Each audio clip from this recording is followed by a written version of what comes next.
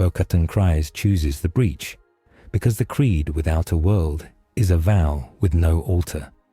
She wagers a stolen Kyber phase relic against a Beskar-encoded waygate, seeking a corridor to any sky where Mandalore's children can grow. Din Djarin agrees, because foundlings cannot live on promises, and his jetpack runs on more than fuel. The armorer consecrates the ring with words hammered into plate. Debt taken is debt repaid.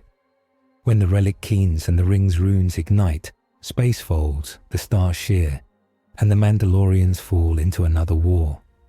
The sky above Valis Prime is a lid of ash and prayer smoke until it tears open like scored plate, revealing a silver wound that shows stars that do not vow with no altar. She wagers a stolen Kyber phase relic against a Beskar-encoded waygate, seeking a corridor to any sky where Mandalore's children can grow. Din Djarin agrees, because foundlings cannot live on promises, and his jetpack runs on more than fuel. The armorer consecrates the ring with words hammered into plate. Debt taken is debt repaid. When the relic keens and the ring's runes ignite, space folds, the stars shear, and the Mandalorians fall into another war. The sky above Valis Prime is a lid of ash and prayer smoke until it tears open like scored plate, revealing a silver wound that shows stars that do not belong here. Workers on the transit spine stop their maglev carts mid-track. A Habchild with a handmade aquila stares upward with eyes wide enough to catch the falling light. Vox officers inspire command curse, bless, and demand Auspec's clarity. Alarm bells drown the industrial rhythm, and along the lumen-lit cathedra avenues, pilgrims kneel because only miracles or wars make the sky do this. Then shapes spill from the wound.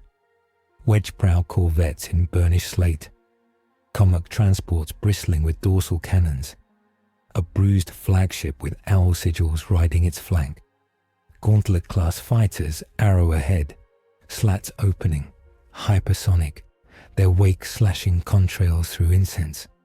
Not belong here. Workers on the transit spine stop their maglev carts mid-track. A Habchild with a handmade aquila stares upward with eyes wide enough to catch the falling light. Vox officers inspire command curse, bless, and demand Auspec's clarity. Alarm bells drown the industrial rhythm, and along the lumen-lit cathedra avenues, pilgrims kneel because only miracles or wars make the sky do this. Then shapes spill from the wound.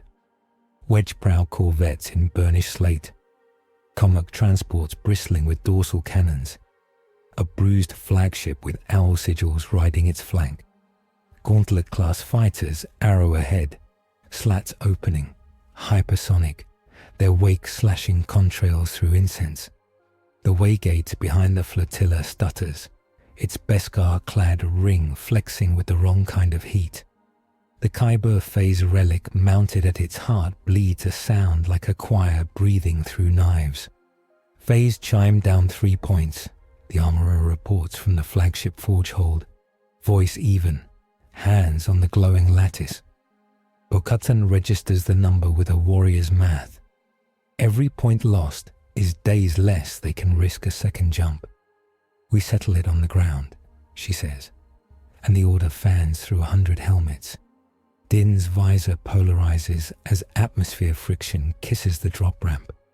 His thumb brushes the crest on his pauldron before he locks it back onto his rifle stock. His jetpack hums, eager. The ramp slams past the cloud deck, and the city reveals itself. Spire forests thrust from blackstone plateaus, cathedral buttresses knitted with vox relays and defiant gargoyles, freight lines threading the hive like veins. Sirens coil up the spires, a warning now braided with a scream that is not the city's. Razor-wing jet fighters rake across the hive cap with lancing splinter fire, colors that look like poison inhale light. Dark lances bloom where they strike. Armor turns to vapor. People become outlines on walls.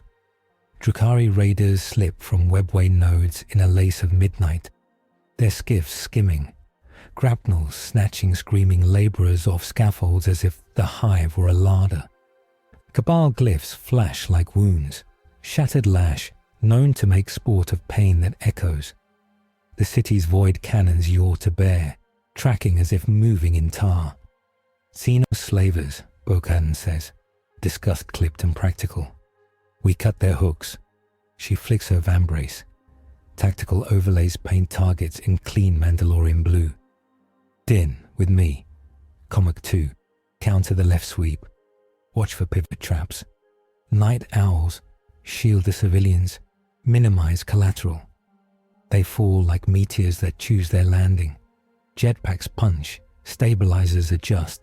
Beskar plates take the heat and shed it in shimmering bands. Din angles his vector across a raider skiff's path, rolls over its prow, then slams down onto the deck with a hiss of heated boots. Drukhari masks tilt toward him, laughing under visors painted with thorn smiles. He does not answer laughter. Whistling birds zip from his vambrace in a tiny storm, guided by target wrists. Splinter carbines jerk aside as micro-missiles stitch cuffs and knuckles, disabling before killing. A Hellion lunges from the gravity clamps on a skyboard, glaive arcing for Din's neck. Din tucks, lets the blade skate the curve of his pauldrons, turns the movement into a knee to the rider's chest, then arm bars, twists, and kicks the board away.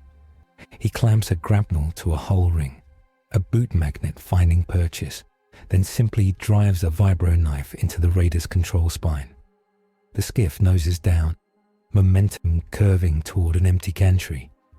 Bo-Katan lands on its tail like a hawk, blaster pistols chattering in 3-shot bursts that choose joints and fuel lines. A spear flashes, an electro trident, aimed at her midline. She rotates, catches the bottom prong with her vambrace, the flare climbing her Beskar like lightning up a mountain, and headbutts the wielder. The slaver staggers. She powers a short burst and hammers him off the skiff into a stained glass buttress. The sacred scene shatters into red light and dust. A Hab child teeters on that same buttress edge, hands open over a drop of 600 meters, face lit by engine fire. Din's jetpack coughs a warning, fuel pressure dip. Before it commits, he goes anyway. He drops, tucks, burns just enough, catches the child's tunic, hooks him under an arm, and shoves a cable dart into the buttress's frame. The line holds, the raider doesn't. It cartwheels into a service tower, and the explosion paints the smog with oily stars. On the transit spine, Szarekhan, shift lead, augmetic fingers, 3 dependents in some tier 12, scrambles under a cargo crawler, head ringing. She sees the shapes fall, hears one bark in a language that is leak sharp and clan flat, then feels an armored figure crouch beside her and drag her clear with careful strength. The figure's visor reflects her grime-streaked face as if she is worth seeing. "Stay behind me," a filtered voice says, and the sky opens with splinter fire. Vox traffic stutters as PDF batteries wake. All Spire batteries. Engage Vector 2 Mark 9. Dark Elder skiff formations. A lieutenant howls, voice too loud in his own ears. Pilgrims. Lower and lock. Repeat. Lower and Emperor's breath. What are those? His cogitator paints unknown IFFs as comets that choose where to hit and then fight like they belong. Bo-Katan runs the top of a manufactorum gantry. Boots like drumbeats. Her people fight in 3s and 5s, overlapping fields, bursts that wipe clean without breaking machines they need. A raider gambits for speed, skimming a line of clerk scribes evacuating with armfuls of ledgers and rosaries. Bo-Katan fires a pulse that slaps the raider's intake, stutters its lift, then dives, takes a splinter shard to the hip plate, feels it tickle bruises through alloy. Pain is a report, not a reason to stop. She knocks a hookman's wrist off course. He finds a book instead of a throat, and she looks at the scribes once to check they are running. They are. Comic 2. Hard burned to the void shield pylons, Din says, voice a line through fire. If they knife the pylons, we'll have glass rain. Comic 2 roars overhead, dorsal cannons thudding, stitching a path between splinter streams. It pivots to shield a pylon with its own hull, sparks fountaining. The pilot makes his ship a wall because there isn't another wall. A Drukhari razorwing dives at the pylon, like a hawk stooping on a lamb. The comic is too slow on the roll. The razorwing's dark lance flares. Din fires his pulse charge at the lance beam, a madman's move, timing the detonation half a breath early. The blast meets the lance in midair and makes a cloud of hurt that folds into itself. The razorwing misses the heart, still kisses the pylon's seal with heat. Alarms bleat. The void skin ripples, holds. An Aquila lander with gilt stripes that say authority in the hive's imperfect language sweeps in low hazard lights biting through smoke. It sets down on the cathedral square with the ease of practiced fear. Pistons hissing. Voxcasters already flensed into commands. Lord Governor Cassian Viral steps out in the half-armour with a burn scar at his throat and a signet ring that says he signs off on what hurts. He looks up at the sky that is no longer his.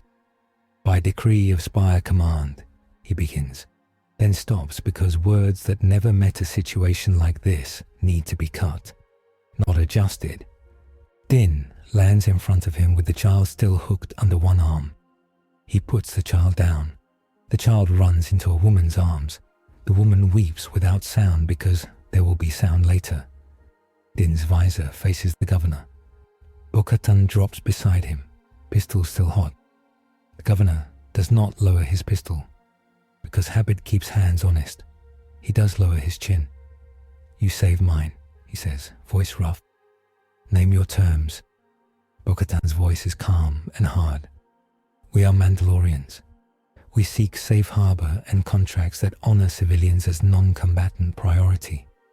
We take payment in material, fuel, and oath rights to carry arms openly." She holds his eyes so he understands this is not a raider demanding tribute. This is a soldier naming boundaries. The Aquila's second ramp bites the air, and a different gravity steps out, a silhouette in a long coat with a rosette pinned like a blade to the breast. Inquisitor Severine Holt, Ordo Xenos, walks like someone who expects the ground to remember why it should hold still. Her hair is bound in a strict knot. Her gaze is sharper than the bolt pistol at her hip. A pair of acolytes flanks her, and behind them a squad of stormtroopers bleeds discipline into the square. A sister of silence flows at her side, a blank space in the sagging weave of reality. Inquisitor Holt's first look is not at the sky. It is at the Mandalorian's armor, the sigils, the alloy that does not belong here. "You are unregistered Xanos-armed mercenaries," she says, voice clipped and carrying. "State origin? Declare psychers? Submit to quarantine. Fail anyone, and I purge." Din's visor twitches toward the sister, senses a cold that is not air. Grogu is not here. The child rests on the flagship under the armorer's watch and the Kyber's uneasy pulse. Bo-Katan answers without stepping back. "We are human," she says. "Our creed binds us to our foundlings and to a way of war that spares the helpless. We will cooperate against raiders who prey on your people. We do not submit our weapons to foreign doctrine." "Foreign," Holt repeats, a knife of a word. "This is the Imperium of man. There is no foreign." "Then there is only war," Bo-Katan replies, not as a threat, but as a diagnosis. The governor breathes out through his teeth. "Inquisitor, my people are screaming," he says, throat scar tight. "We can resolve Lex after survival. These soldiers saved lives. I authorize provisional engagement under my seal. Holt's eyes cut to him, then back to the helmets. She reads the math. Immediate utility measured against long-term purity. Provisional, she says at last, each syllable a blade point. Acolyte Vara. Record. Mandalorians. Status. Human unknowns. Contract under constraint. All Psyker signatures to be reported. Sister. Close. The blank's presence eases a pressure Din didn't know was building behind his eyes. Something in the air stops tasting like metal. Holt's gaze flickers up, at the wound closing in the sky, at the ring that still limns like a halo behind the Mandalorian flagship. And that engine, she says, quiet as a curse. You will explain it after we survive. They do not waste the next minute. Bo-Katan's gauntlet projects the hive cap map, the void shield pylons like luminous vertebrae along the rim. The cathedral spires marked as anchors. They're in, mid-tier and cap, she says. They favor strikes on convergences. Junctions feed their net. We can force their skiffs into choke lanes with pylon feel. Wakes if we time the pulses. The pylons were designed to break bombardment, not slavers, the governor says, wary. Energy is energy, Din replies. We create a pulse mesh, force them to pivot into our guns. Holt considers the blasphemy of civilian pylons used like a hunter's snare, weighs it against the sin of letting her people be ripped from streets to become meat in a city no one sees. Do it, she says. I will answer for it. Comrade crews fire retro-thrusters and hug pylons, venting ion streams in precise bursts as Bo-Katan counts off. PDF gunners drag Hydra turrets screaming across tracks, barrels leaving arcs in the grime. Skitarii tech priests hiss disapproval and then realize the idea will work and begin to chant in binary to make it better. Mandalorians anchor on cathedral buttresses and transit spines, their fire lanes interlocking like plates locking around a throat. Din watches the sky and breathes in time with the pylon pulses. When the next wave of raiders strike, their approach vectors warp, skiffs slewing into unexpected drift, where the void skin ripples. One tries to correct and drifts into a municipal tower. Another pivots and finds a gauntlet fighter in its teeth. Bo-Katan times the burst to the ripple, leads a pilot by a sliver, and hits the anchor strut that will turn a neat curve into a terminal wobble. The skiff skews, liss, and slams into a service bridge, already cleared of civilians. Stone takes the impact. Stone does not scream. Din and 3 others take a razor wing's tail, with their jump bursts spaced to coil around turbulence. The fighter's pilot expects fear, not pursuit into exhaust. Din knows the sound of fear in a cockpit. This is calculation. He fires his cable into the wing root, clamps the line around a buttress spire, lets the razor wing's own thrust pull it off arc. The wing screeches, tears, and the fighter whirls in a skidding fall that ends against the statue of a saint who never moved. And why did they stay? They take a raider intact by design. Bo-Katan kills the engine. Din kills 2 fuel lines. The 3rd Mandalorian tosses an EMP bead onto the grav plates with a flick that looks like flipping a coin. The skiff sags, settles, and the grapnel hooks clatter to the ground. Stormtroopers rush in at Holt's sharp hand signal. PDF squads at their flanks. Citizens with blood on faces watch with jaws clenched. The Drukhari writhe and hiss like snakes in coils. Bo-Katan snaps the raiders' cargo clamps. A dozen humans tumble out in rag-dragging collars, eyes bright with the animal's light that says Lev. Din's hand opens and he lifts the first, then the second, speaking a word that means safe in a language no one else here speaks. The square changes tone. The city learns a new word for ally. Codex note. Beskar's alloy matrix includes a carbonized microtessellation that distributes thermal shock across surface vectors, reducing penetrator dwell time by half the span of a heartbeat. Above the square, the wound in the sky collapses to ember threads and then a shimmer. The waygate shutting down because the Kyber cannot sing two songs this loud for long. In the forge hold, the armourer watches the phase chime drop one more point and lays a hammer on the lattice to quiet it, with a practiced love that looks like violence. "We are in," she says to no one, and to the dead who shaped Beskar before her. "We will owe." For a moment there is a lull. Splinter fire thins, the Cabal skiffs veering, not liking the taste of a city that will not lie down. Holt steps forward, draws breath to begin the kind of question that only an Inquisitor gets to ask twice. The ground answers instead. At first it is vibration felt through boots, a bass pulse that sets teeth on edge.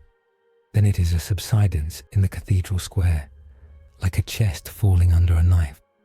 Litanies crack along the edge of the stone, letters bleaching as if the meaning has been pulled out of them. A line splits the black stone from saint's toe to pylon base, neat as if cut by a god with a measuring tool. Green light threads up through the seam, a hated spectrum that belongs to a mathematics too cold to be called sorcery. Dust peels away from the paving in sheets, defying gravity. The air smells clean the way poison can. Spheres rise like bubbles in a murdered sea, scarabs unfolding from them in glittering clouds that move with decisions. The first Necron warriors climb out of their tomb like men waking on time for a forever shift, their metal skin drinking light.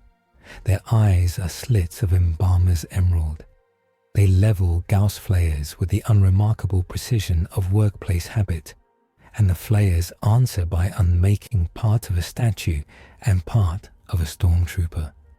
Flesh becomes the idea of ash, and then nothing. The statue has no idea what to make of that.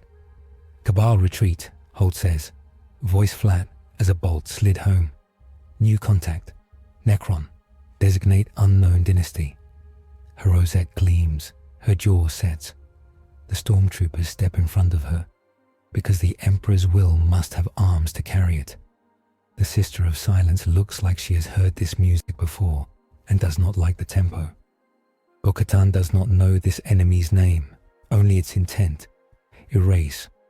She visualizes the city as a map of pulses and pillars again, then tosses it aside because this is street, not sky.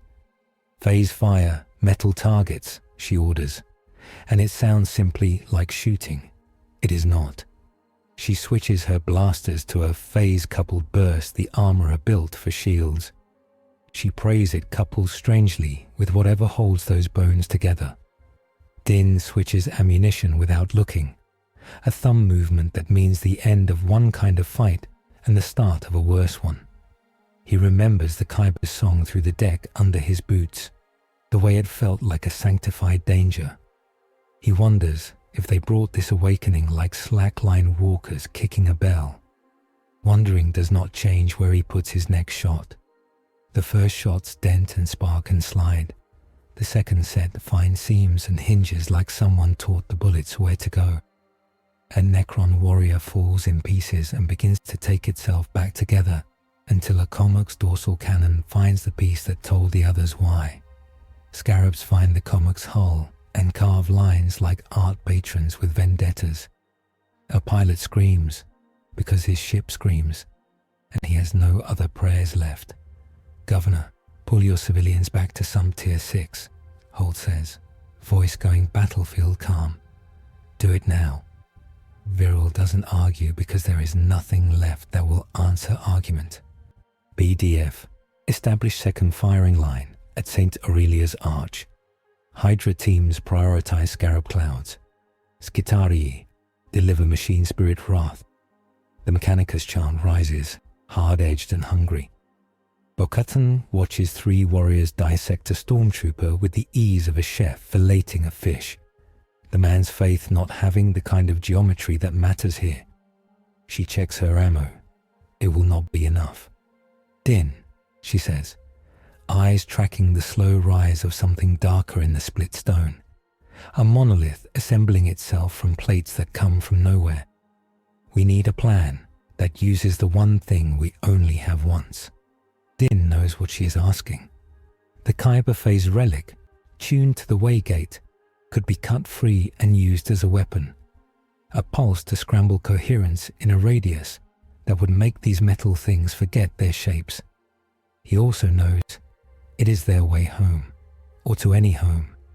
He breathes, hears the Kyber singing its slow ache through the ship, hears Grogu coo in the forge hold, hears the armorer say a word that means be steady and o's. We can use a shard, he says finally. Crack a sliver off, enough for a localized disruption at the tomb mouth, minimal harm to the relic. Maybe. Maybe? Holt cuts in, blue eyes like ice made functional. What weapon? A phase Kyber, Bo-Katan says. We break a piece. We make their geometry sick. She doesn't try to explain what a Kyber is to someone for whom litanies are the only way to teach a machine new tricks. Holt does not blink at theology if it shoots. Do it. You will answer for blasphemy later, under sanction if we live. Now you are under sanction to survive. Her gaze flicks once to the sister, whose face says nothing, because it is not permitted to say anything. The blank's presence makes the air around Holt feel like a place without echoes. Din pans his visor across the square, counts friendlies, notes where the metal men have not looked yet, marks the gaps, sees the monolith's rising shadow turn a saint's face into a riddle. Comac 2, keep the pylon's ripple going, he orders. Draw their lines. Bo, give me 40 seconds to get to the ship. Crack the shard. Get back. He ties the words together with a cable. He will not break if he can help it. Bo-Katan's hand grips his forearm and crushes for one heartbeat, plates clanking. Make it 30, she says. We'll buy you 10. It is not a joke. It is arithmetic. He burns for the ship. The square tears around him. A Gauss beam breaks a stone soldier's sword and a woman's midsection in the same line. He does not look back, because his helmet's rear cam tells him what he needs, without making him soft. Bo-Katan takes his place on the lip of the split street and becomes a wall. She fires in double taps at knees and hips and neck, a rhythm that makes broken music. Above, the monolith locks one more plate and hums a note that crawls down molars. The city answers with bells that are not sure they should be ringing for this. Viral shouts at people to move with a voice that turns into a whip. Stormtroopers lay down fire that is brave and insufficient. Skitterioi unleash phosphor that makes metal flinch. Holt raises her bolt pistol at the monolith's heart, fires, and knows it is the gesture that matters, not the kinetic result. At the forge hold, the armorer stands in a hot halo. The Kyber sits like a frozen lightning strike inside its Beskar cradle, singing its ache. Grogu sits on a crate, ears at an angle, eyes wide and too old and too new. He coos once. The armorer hears the sound and hears judgment that asks only whether you will keep your word. We can crack a shard, she says to Din as he arrives, breathing like a man who ran through knives. It will hurt the song. It will save a street, he says. He does not lie to a woman who makes truth into armor. She sets the Kyber on a horned anvil and lifts a hammer that has tapped oaths into more plates than Din can count. Her first strike is a kiss, mapping stress lines. Her second is a question. Her third is the answer. A sliver pops off the relic with a sound that makes Grogu blink and the lights dim. The Kyber's song dips, loses a note, finds a new key. Din's heart dips with it. He hates choosing which perfection to break. He takes the shard in tongs. The metal sings through the tongs into his bones. Phase it with the waygate cadence, the armorer says, voice steady through the pain she doesn't show. Make their shape forget. Go, he goes. Bo-Katan hears him on Vox.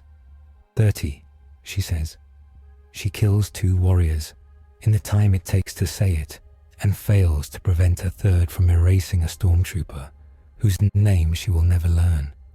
Holt moves like doctrine turned into practice, and puts a bolt where it will explode more than metal. Din hits the square again, boots sliding on dust that isn't dust. He sees the monolith's glyphs bloom, recognizes alien intention the way a hunter recognizes a pack's move. He arms the shard and primes the pulse parameters the armor attuned to make the world briefly uncertain. His jetpack coughs. He tells it to wait. He runs instead. 2 Necron warriors swing as one without looking at each other because they do not need to. Their beams cross where his chest was and are insulted by air. He slides, plants, drives the shard into a seam that exists only because the paving cracked wrong. He yanks the trigger on his vambrace. The shard sings. Reality blurs like heat on a road. The monolith's hum slips half a tone and stalls like a machine that swallowed a bone. The warriors within the pulse radius judder, strobe, and then hang fire, their flayers caught in the act of erasing. Scarabs fall from Comac, hull, and shudder on the stone like spiders. Someone put in a jar too long. Bo-Katan's shots find more purchase. Skitari's shots punch deeper. Hydra rounds chew the cloud. Din's helmet shows warning runes, not like the gate's elegant script, but like his jetpack's ugly honesty. He feels the shard's song in his teeth and sets his jaw until he hears something crack, not his teeth. He withdraws, leaves the shard thrumming like a heart. Now, he says, because timing is the one prayer that pays out.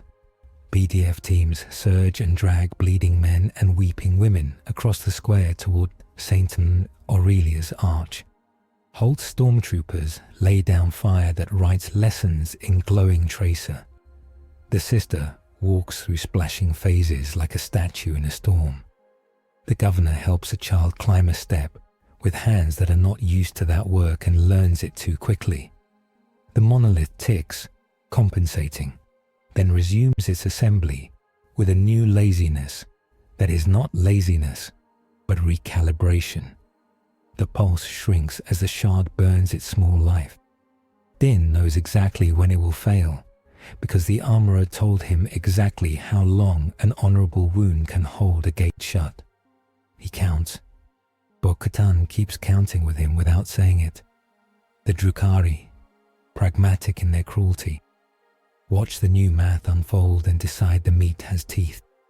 They pull back with a flick of webway light like a curtain drawn in disgust, leaving their dead-like broken decorations. The Necrons do not pull back because they do not call this forward. Incursion control holding on the square, Holt says, the words chosen like stones for a wall that can be built under fire. Unknown tomb awakening beneath Hive Tarsus's east transept. Governor, we will need to seed lower tiers to control the choke.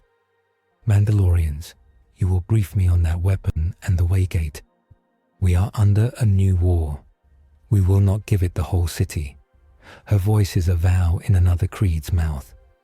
Bo-Katan looks at the crack in the square and sees a map of decisions. Din looks at the shard and sees the line of the song they broke to live. He opens a channel to the ship. Armorer, he asks. We lost a note, she says. We can sing without it. We cannot sing the same again. He nods at nothing, then at Bo-Katan. We'll need to seed pulse shards along the descent, he says. We don't have more. We'll have to make the Necrons waste their own rhythm. We make them march to a drum with no drummer, Bo-Katan answers, liking the shape of the fight. She turns to Holt. Inquisitor, we can hold this square and the Saint's artery with Comac's support. Your people fall back methodically. We will need access to your machine priests. Our forge woman can teach them to make the pylon stutter in the pattern that hurts. Holt's nostrils flare at teacher, foreign and woman daring to speak with the surety of a chain of command that does not include terror. She measures victory against the discomfort of imported competence. You will coordinate with Engineer Prime Loom Tertius, she says. Acolyte Vara, escort. Governor, your authority stands under mine until we are dead or we have won. Viral nods, eyes bloodshot from smoke and decision. He looks at Bo-Katan and Din as if he will have to explain them to himself later. Mandalorians, he says, tasting the word. I will pay you what you ask if you keep bringing my people back. Bo-Katan steps close enough that he can see himself in her visor reflection as a man who can say yes to the right things. We will keep bringing them back, she says. We will not promise more. We don't promise what the ground can take from us. He understands because he has not promised his people immortality, only water and heat and the nights between. Din bends, picks up a splinter of something that used to be a saint's halo. It catches green light and his own hodor slashes. It looks like a fragment of an idea someone tried to erase. He tucks it into a pouch, because you carry reminders of what places were before you brought your war to them. Grogu makes a sound on the ship that is neither laugh nor cry, but the shape of a feeling that says the song is different now. The monolith locks its last visible plate and waits like a predator that knows it need not rush. Scarabs pour like a second spill. The square smells like hot metal and old incense. The shard's pulse flutters and dies. In the silence that follows, the city takes a breath, and a new kind of war begins. Smoke has edges now. The square holds, but the tomb is awake. The Kyber's song is missing a note, and the city has learned what it costs to keep people breathing. Bo-Katan uses the lull like a wedge. Shift left, anchor on Saint Aurelia's arch, she orders. Voice clean in the Vox haze. Mandalorians realign their fire lanes with quiet precision. Spacing that shows they have done this on worlds with different prayers. PDF squads plug gaps with sandbags that used to be tithing benches. Skitarii bolt ammo hoppers onto Hydra carriages with augmetic calm. Din walks the line, checking jets, magazines, wrists. He adjusts a young Mandalorian's elbow by a finger's width and turns a shot that would graze into one that will end a threat.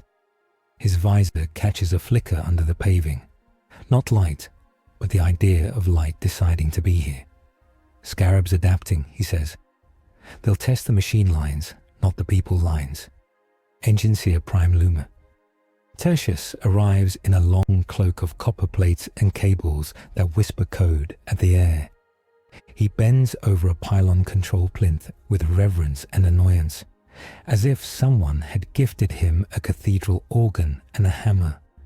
Your stutter cadence is barbarous, he hisses in binary, then aloud, effective barbarous. We will refine. We will not offend the machine spirit beyond what is required. His red lenses tilt toward Bo-Katan. Provisional, she agrees, and calls up the ripple schedule. We need a stronger pulse at the transept mouth in 7-minute cycles. Push and pull. Heard them. Holt watches the exchange with a face like carved law. Governor, she says, not looking away. Clear tiers 10 through 12. We will sacrifice hab corridors to create lanes, block doors with municipal service carts, prioritize families with infants and workers with critical augmetics. Viral swallows the word sacrifice and nods. Transmit. His adjutant sprint, shouting into bead comms, pushing the city like a muscle. The monolith in the square does not move. The tomb beneath the transept does. Green glyphs pulse deeper, cadence sharpening as if a metronome has latched to a new master. Necron warriors advance in files, not rushed, Gauss beams combing air and stone with workman indifference. Scarabs flow like molten hardware toward the Hydra's tracks. Bo-Katan steps into a new rhythm, her pistol set for stagger fire. Target joints, then hearts, she says. Waste the thought that tells their pieces to behave. She fires on the offbeat of the pylon pulse, sends a warrior's knee into glass while Loom's cadence drops the local field a hair. The warrior topples. A hydra shears a scarab cloud into non-ideas. A stormtrooper with a cracked jaw laughs once at nothing and steadies his aim. Din takes a 3-Mando element and knifes down the right flank on jet burst tied to the ripple. They skid along buttress ledges and pipe runs, hop from statue shoulder to bent girder, arrive at the transept mouth like a hammerhead meeting a nail.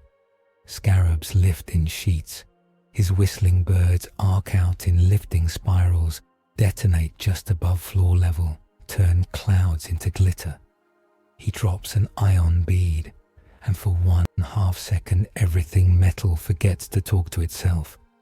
They throw a ladder of thermal charges up the transept wall, and then blow the ladder rather than the wall, the shockwave pancaking scarabs and tipping warriors into a choked tangle. Control collateral. Plaster showers like snow. A fresco of St. Lumen loses an arm on purpose, falling to block an access stair. No one dies because of that choice. 3 live because of it. Holt moves with her stormtroopers, not behind them. Bolt pistol giving punctuation to Skitarai phosphor. She does not miss.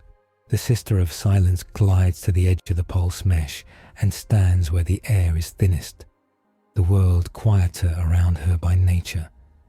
Necrons do not care about witchcraft, but some geometries find her presence an irritation. Hold them in the throat, Bo-Katan says. Choke, then cut. She vaults a broken pew and lands in the churn of blackstone dust and sans-culotte. Her left pistol jams. She discards it without looking and draws a knife. A Gauss beam strips the outer skin of her thigh plate and leaves a ringing ache like betrayal carried on heat. She stabs a warrior at the waist seam. Its torso decides up and down unnegotiable and falls in 2 reluctant halves. Din flips a Gauss beam with a mirror plate on his vambrace, a trick the armorer taught him for plasma. Not this. It still buys 1 breath.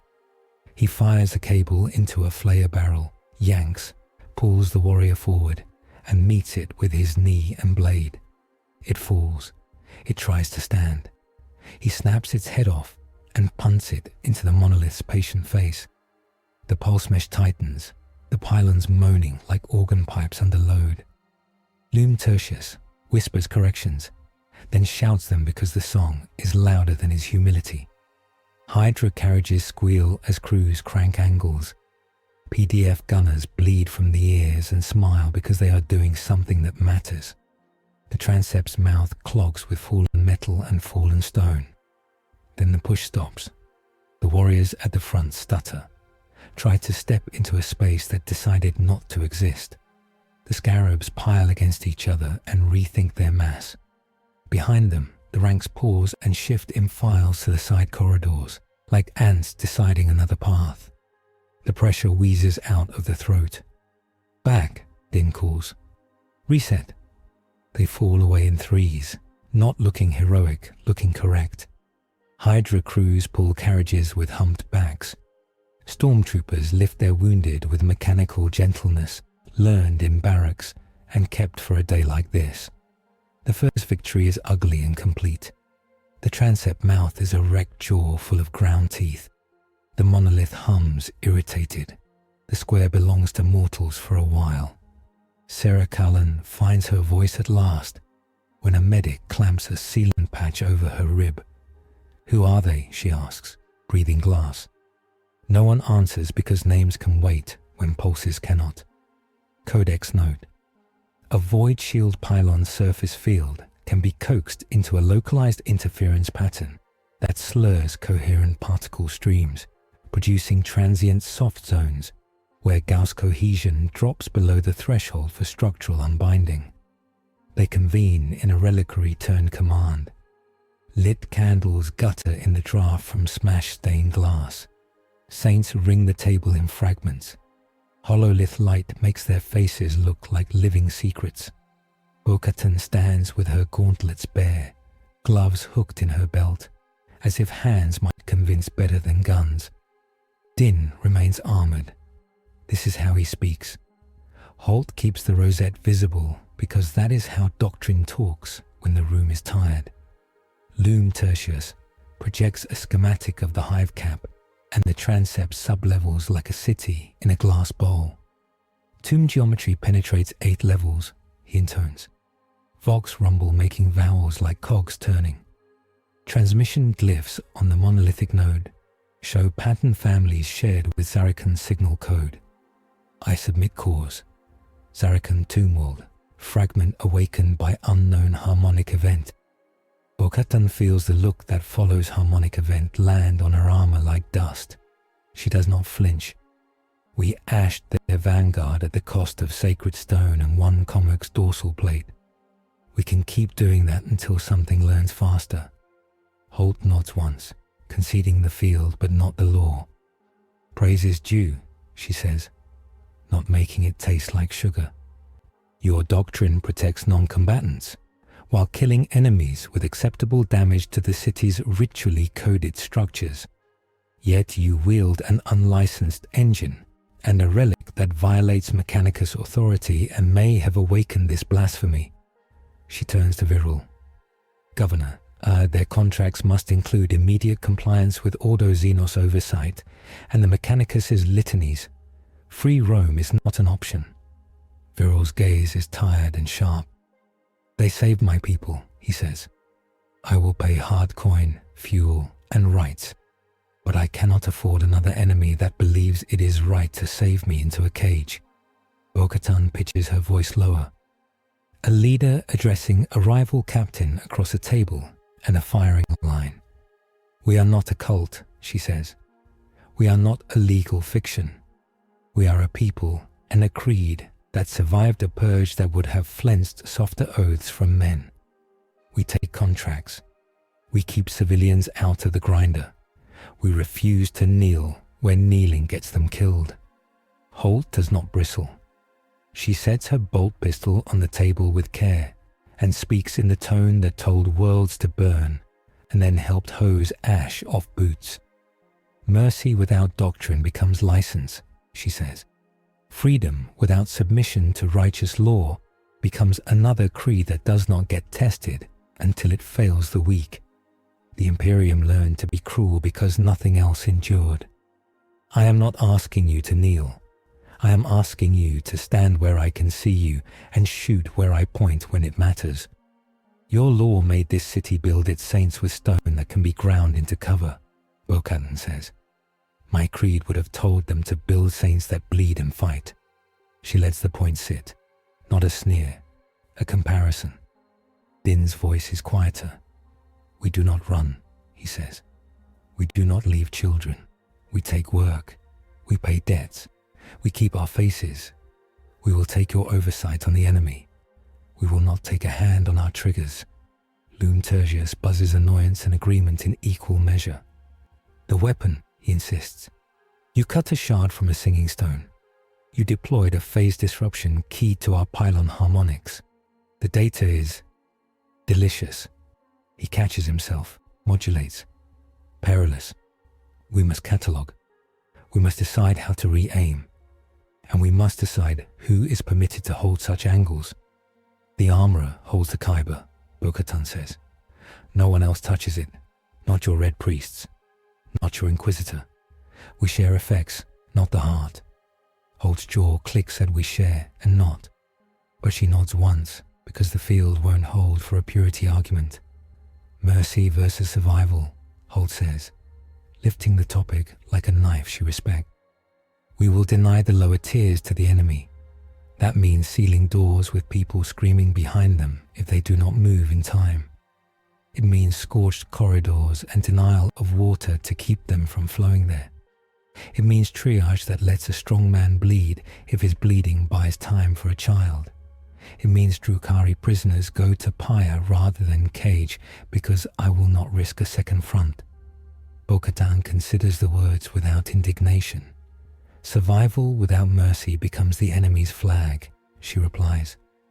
We will make choke points that do not close on the slow. We will clear corridors with noise and light before fire. We will shoot to disable when possible. Prisoners who can be used to bargain for lives, we will keep. Those who cannot, we will end. We will burn corridors if we must. We will not burn habits into people that teach them to accept being herded. Viral looks between them and sees the two sharp edges he needs. We will do both, he decides. We will be cruel quickly and kind as a rule where we can afford it. I will sign orders that make me hated. You will carry them out and return more people than not. A runner slams into the doorway, breath shredding itself. Inquisitor, he gasps. Contact, new. Not in the transept, in the void. The Commog, 2. The word sticks in blood, not fear. Din is already moving. Bo-Katan is moving with him. Holt lifts her pistol and follows because doctrine does not mean staying put. They hit the spire balcony at a run and find the sky scarred by geometry that looks like it belongs underground. Commog 2 hangs in the air at a wrong angle, tail dropping as if the planet tilted. Around it, a lattice of faint lines marks a bubble where time forgot the schedule. Above the bubble, a figure descends in articulated grace. It wears metal like a priest wears vestments, black and green and gold lines describing equations. Its face is a skull made by an artist who loved numbers more than death. It carries a staff scythe whose blade hums at a pitch that makes Din's jet fetters twitch. Glyphs light up across his chest as if it has been taking notes. Cryptek, Holt breathes. The word a diagnosis and a curse. Designate, Szarekhan, chronomancer. The Cryptek gestures with the scythe and the bubble tightens. The Commog's engines cough, then resume in the same noise like a loop cut too cleanly. A scarab cloud inside the bubble ascends, hesitates, descends, ascends. Hesitation turning into a sawtooth of time. The pilot's scream, caught on Vox, stutters into a mechanical stammer, then smooths. He is alive in segments. Bo-Katan goes for the line. Hook, burn, pull. Her cable arcs, hits the Commog's tail, magnetizes. She braces on a gargoyle and hauls. Her boots scrape. The gargoyle's nose snaps. Din fires his jet and cuts it when the bubble flares, timing the burn like a thief crossing a sleeping dog. Holt lifts a hand. Do not enter the field, she warns. It will make you into a lesson. Loom Tertius arrives panting, eyes brighter. Chronometron, he croons, horrified and admiring. Phase inverter, hyperphase field. Gloom prism arrays. They will. The Cryptek turns its skull and looks down, not at them but through them, to the pylon spines. Its staff hums, the pylon's ripple stutters one beat, then resumes. It has noticed the song and is learning the tune. Din fires a grapnel into the Commog's side, just outside the shimmer and braces, body becoming a rope. Bo-Katan hauls with him, gauntlet servo singing. The Commog's nose inches toward true. The bubble flexes. The pilot's voice blurs and then clears. Controls, lag, responding. The Cryptek twitches the scythe. The bubble pushes back. Hydra crews, out of doctrine and into nerve, rake the sky around the bubble with tracer. The rounds slice through like cats through water. Din sees the angle that is not in the sky but in his chest. If they pull hard enough now and time it with the ripple, they might pop the Commog out like a cork. He and Bo-Katan count without speaking and pull at the crest of the pylon's next moan. The nose clears. The bubble shivers. The pilot slams power and lurches free, with a wingtip scraping the field like a knife nick. The Cryptek tilts its head a degree, then adjusts the scythe, annoyed curiosity turning into clinical interest. It saw what they did. It will not be surprised by it twice.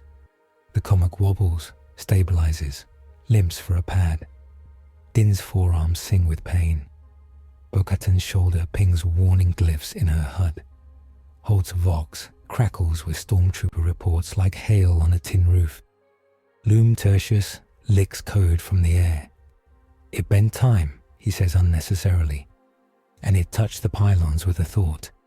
In the reliquary, under a banked forge fire, the armourer feels the Kyber's new key rub against the waygate's ring like a wheel against an axle with grit in it. She hammers a bar to quiet herself. Power scaling interlude. 1. The Cryptek's chronometron spools causality into a narrow window and trims it, letting it cut anything that relies on timing.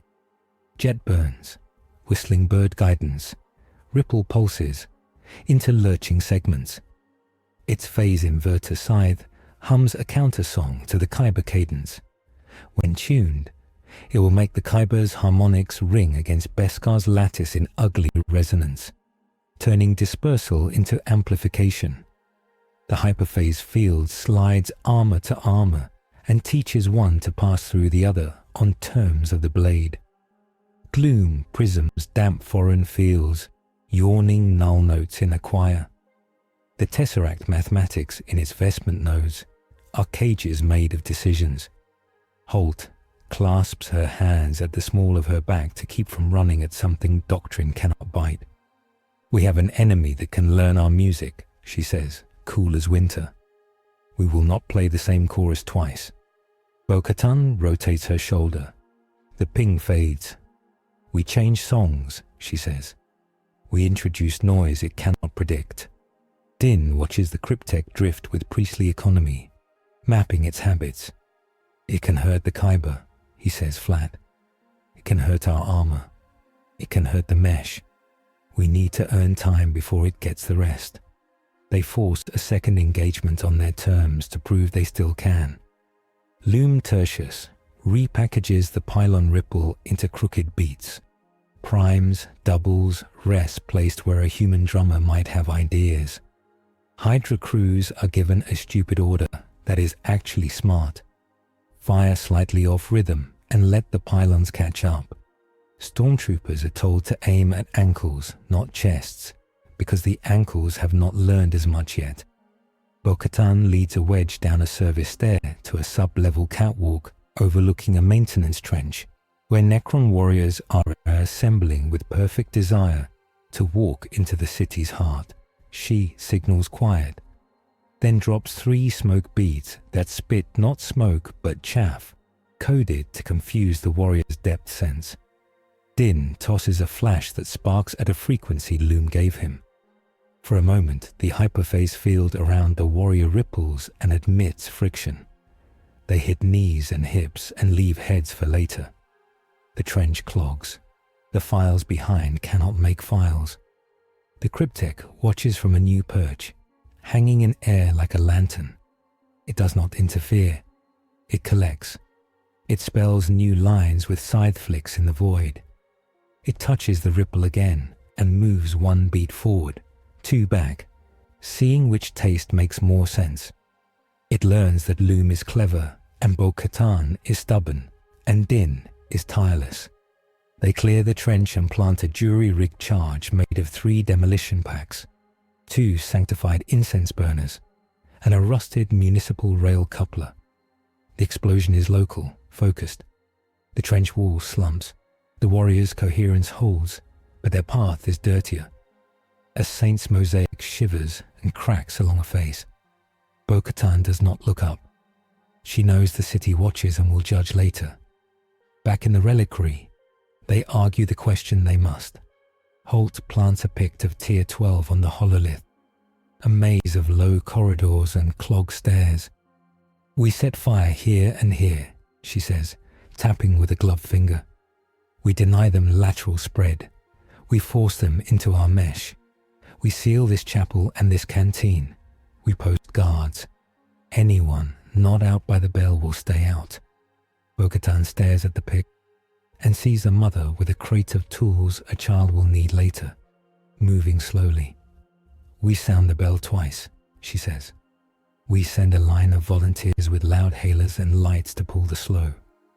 We open these drains to vent smoke into the sump so it goes up, not sideways. We cut the pews into stretchers now, so we don't have to later. Holt's mouth twitches, not a smile. You plan as if you will grow old, she says. The Imperium plans as if it will not. The difference is not as big as you think, Bo-Katan answers. Din says nothing. He is thinking about the shard and the scythe and the way the kyber sounded when it lost a note.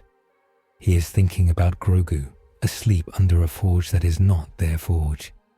He is thinking about debt taken, debt repaid. A siren pitches up, not alarm, but announcement. The commog pads are hot.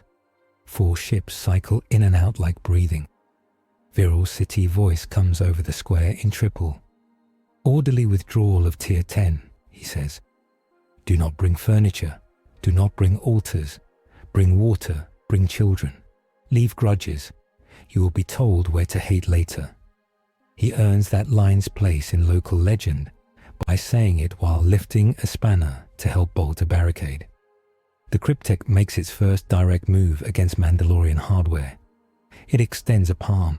A fan of green sigils unrolls. Din's jetpack coughs on the pad. He kills power by feel before it tries to relight with an old burn inside a new phase and tears itself free. He hears a tone under the cough like a mockery of the kyber's song. Bo-Katan's vambrace HUD fuzzes for a half breath. Friendly IFF smear. The Cryptek is not hacking. It is bending expectation into a new rail and letting their mind slide. She blinks hard. The smear vanishes. Looking, she says. It's trying to decide what we are. Loom Tertius stabs the hololith with a stylus as if he could draw blood. We must shield your systems from its chronometric nudge, he mutters. We must isolate. We must rekey. We must stop standing in one room, Holt snaps. This council migrates. We brief as we move. Move. They do. Command becoming corridor, then ramp, then balcony, then a train of decisions that doesn't sit long enough to be trapped. Bo-Katan pushes the fight into places that favor human legs and human risk. Vent stacks, archive aisles, the undersides of bridges where jets are more dangerous than jumping. Din leads small teams to clear cogitator vaults and workshops. Not because they matter now, but because they matter later. Holt stormtroopers learn the Mandalorian hand signal for down, not dead, and start using it on civilians who panic and stand. They stage a second push at the transept mouth with the mesh tuned to drop and rise in the rhythm of a child's rhyme the city once taught its runners. The Cryptek, now curious and perhaps amused, lays a band of time like a ribbon across the march's front rank. Warriors step into it and their feet fail to leave the stone in the right order. Hydra round-stitch the band's edge. A Skitarii lobs a phosphor crucible at the exact moment the mesh rises, so the fire lies down on the right side of the line. A Necron immortal joins the fray, heavier, more annoyed, blaster a harsh vowl of unmaking. It takes 3 Mandalorians working as if their breath had the same meter to put it down. Din tangles the barrel with cable. Bo-Katan hits the right hip seam. A third drops an ion bead. The immortal folds like a sculpture that finally decided it did not like standing. The Cryptek drifts nearer, testing. It slides the hyperphase field across a saint statue like someone moving a knife under cloth. Stone passes through stone without chip or crack. Bo-Katan fires at its blade and watches her bolt stretch, then arrive, then fizzle. It is not invulnerable. It is outrunning promises. Holt lifts her bolt pistol and does the unclever thing with immense confidence. She fires where it is going to be instead of where it is. The round intersects the path as the hyperphase field relaxes a fraction. The blast takes a strip off a shoulder plate and reveals complex glyph work beneath. The Cryptek pauses, amused. It has been surprised by a mortal. It files that. Bo-Katan keys her vambrace to open channel. Armorer, she says, voice girded. We need anti-song. The Cryptek is tuning to our relic and our armor. We need noise it cannot predict. The armorer's reply is the sound of a hammer at the end of a sentence. I can lace your jets with a jitter, she says. Randomized micro burns that keep your vector from being a line. I can rekey your whistling birds to a chaos chain. You will feel like drowning in your own armor. You will not be where it thinks. Do it, Bo-Katan says, because the comfort of certainty is already gone. Din tests a jitterburn on a balcony lip and nearly goes over. He grins into his helmet, because anything that tries to throw him will have to work. He does not like the way his breath catches on the edge of the new pattern. He names it so it belongs to him. Ugly step. They force the Cryptek to blink. Bo-Katan dives with a jitter on, appears half a meter left of where she should be, plants a charge on a hovering gloom prism drone, and rolls as it detonates. The Cryptek's field hiccups, a cat coughing on a hair. Din slides under that cough and slams a pulse into a node on its vestment that looked ornamental and was not. The node blacks. The Cryptek tilts its head, appreciative. It is truly engaged now. It answers with a thought that isn't an attack but a lens. Time thickens around Bo-Katan for a breath. She watches a scarab crawl the length of a finger like a sunrise. When the thickening releases, her heart hammers too fast, then corrects.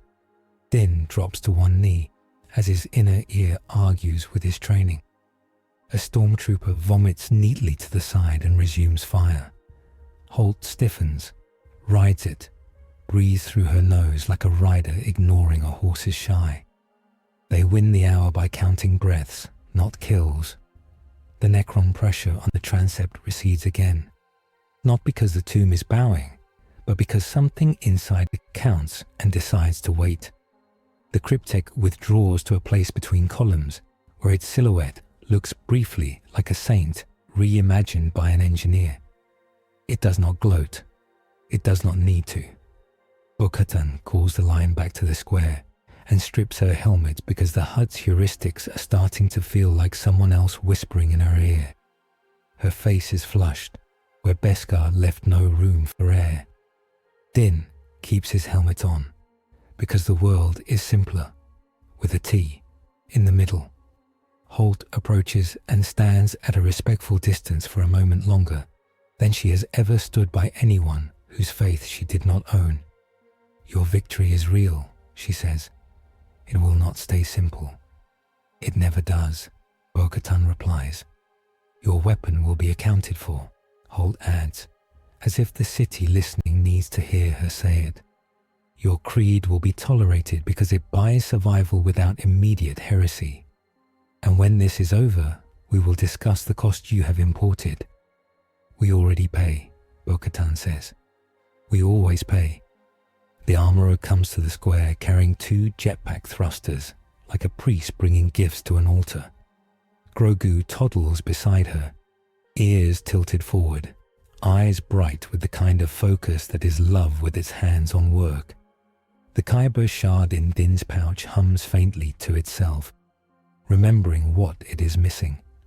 The sky dims into a black that tastes of iron filings and incense residue. Virals, lamplighters, have been dead since noon. The city refuses to be. Civilians fill the galleries and stare down at the fight like a congregation watching a radical liturgy. Sarah Cullen sits on a crate with a thermal blanket and 3 new people to worry about. She tells them a story they will not remember properly. Men in metal who fell like stars and caught children out of the air. A vox howl cuts across the square, thin and shaken. Hospitaller convoy at Spire 3 is under skiff attack, a voice cries. Auxiliaries engaged. We are out of flares. The wounded. The lion crackles. The last word is a long one that means drowning soldiers and nuns, with hands red from other people's blood. Bo-Katan's head turns. She meets Holt's eyes and sees the claws waiting there. Contract scope, priority zones, jurisdiction. Holt nods once. Go, she says, surrendering control on purpose. Bring them back. Din is already running. His jetpack coughs, decides to behave, jitters, corrects. Bo-Katan catches up, and 3 others peel off without orders because they were built to hear that kind of cry. Loom Tertius's voice follows them like a drum, calling pylon pulses on a new axis. The Cryptek watches them go and is pleased. Pressure tested one way, then the other. Yields curves. Spire 3's service bridge is a long, exposed prayer.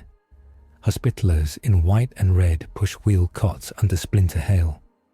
A Drukhari razorwing spots them and stoops, dark lance charging. Din's whistling birds jitter in an ugly helix, chasing, then leading, then catching, slamming a wing joint out of true. Bo-Katan fires 3 tight bursts at once. 2 miss. The third hits the intake lip just as the pylon ripple crests. The fighter wobbles and skims a parapet instead of the convoy. Control collateral. Hololith saints down, living saints up. A Hellion with a barbed glaive dives for a Hospitaler's back. Din burns too hard, the jitter fighting him. Shoulder checks the rider off the board, blocks the glaive with a gauntlet that rings his bones. Bo-Katan vaults a cot and shoots a skiff's pilot under the eye slit, while looking another woman in the face. Keep moving, she says. Do not look at the sky. They shepherd the convoy under Comer's shadow and pylon shelter. Hospitalers do not say thank you, because they are busy counting pulses. One nods once at Din as she squeezes a bag that keeps someone alive. The nod is everything. They return to the square as the monolith's glyphs change key. Holt feels the change as a pressure in the teeth she had repaired on a world that burned. Loom Tertius catalogues the change and opens a new file in his mind. The Cryptek lifts its scythe and traces a curve that is a promise. Next time, less play. The War Council reconvenes on the move, voices threaded through Vox and the gap between breaths. We are not pushing into that tomb until we have a counter to his blade, Holt says. I will not feed him champions. Bo-Katan keeps her eyes on the sky. He'll come to us. He does not find satisfaction in rank and file work. Then we set a table for him, Din says. We put food he likes on one side and poison on the other. We let him choose the wrong plate. Viral breathes out. My city is plates now, he mutters. My people are food and knives. I hate this, and I will keep doing it. They break to work, because council cannot be the whole war. Holt signs a dispatch that makes her handshake once and tells the squad to hold a line until it breaks. Bo-Katan walks the square and touches shoulders, Beskar to cloth, and tells people without words that they are seen. Din stands in a dark corner and pulls the shard from his pouch and listens. The Kyber hums back, faint, knowing him. The Cryptek hangs apart and watches the hive be a hive under pressure. It is not cruel. It is curious. It has seen countless forms of carbon arrangements break under stress and wonders if this one will learn anything worth filing before it is cleaned. Night weds the sky completely. The square glows in places where the dead still have heat. The pylons hum like monks half asleep. Scarabs whisper in the cracks. The tomb waits and counts. The first victory sits in their hands, heavy. The ideology clash has edges that fit without cutting for the moment. The alarm has been heard and taken into the bones. The smarter foe knows them now. They will not be allowed to repeat a single gesture unchallenged. Dawn is a color the hive invents. Bruised metal washed with incense light. The square is a wound that's scabbed in the night. The monolith hums low, a machine dreaming of a geometry that ends cities. The Kyber's missing note makes every breath feel a half-beat short. They brief on the move, turning balustrades into tables and railings into pointers. Loom Tertius walks Hololith of the transept sublevels down a corridor. Vox in one ear, prayer in the other. Objective analysis, he says, tapping glyph bones that mark galleries and machine shafts. The tomb's spine crosses beneath the east transept, then branches to power drifts beneath void shield pylons 4 and 6. Goal: claim a conduit and grow a gate. When the gate matures, reinforcement units, Lich Guard, Triarch Praetorians, possibly a Canoptech reanimator, will manifest. Standard counters, volume fire, ablative barricade, saturation charges, fail because hyperphase dynamics deny friction. Reassembly protocols erase attrition. Chronometric interference, tis Rob's timing. Bo-Katan checks her pistols, thumbs a charge readout, and nods once. So we stop the spine. She looks at the monolith, like it's a rival captain she'll have to outstare. We cut the gate before it learns to breathe. Holt moves alongside. Trenchcoat ash-marked, rosette stark as a brand. You will bait the priest, she says. The Cryptek wants your engine and your song. It studies you. Give it something to want, and lead it where we choose. Din watches the hollow and hears the Kyber's new key pressing the edges of his thoughts. We'll use the forge hold, he says. It wants the shard or the heart. It will come for them. We will make the path narrow and the air thick. The armorer arrives with a satchel of wrongness that will make right work. She opens it and produces talc-coated beads and rasped incense rods wired with copper braid. Machine-ward incense, she explains, for those who do not pray with iron. Blessed by a tech priest who remembers that blessing is just a word for calibration that helps men breathe. Burn it, and it will lay a mist that complicates phase locks. It will not save you from the scythe. It will make it miss once. Loom's lenses tilt. Heretical aroma engineering, he murmurs. Equal parts scandal and delight. We will log it as emergency unction and argue later. Din accepts a pouch and ties it to his belt. Bo-Katan gestures to the combat crews circling above pylons 4 and 6. Ripple scheduled to my mark.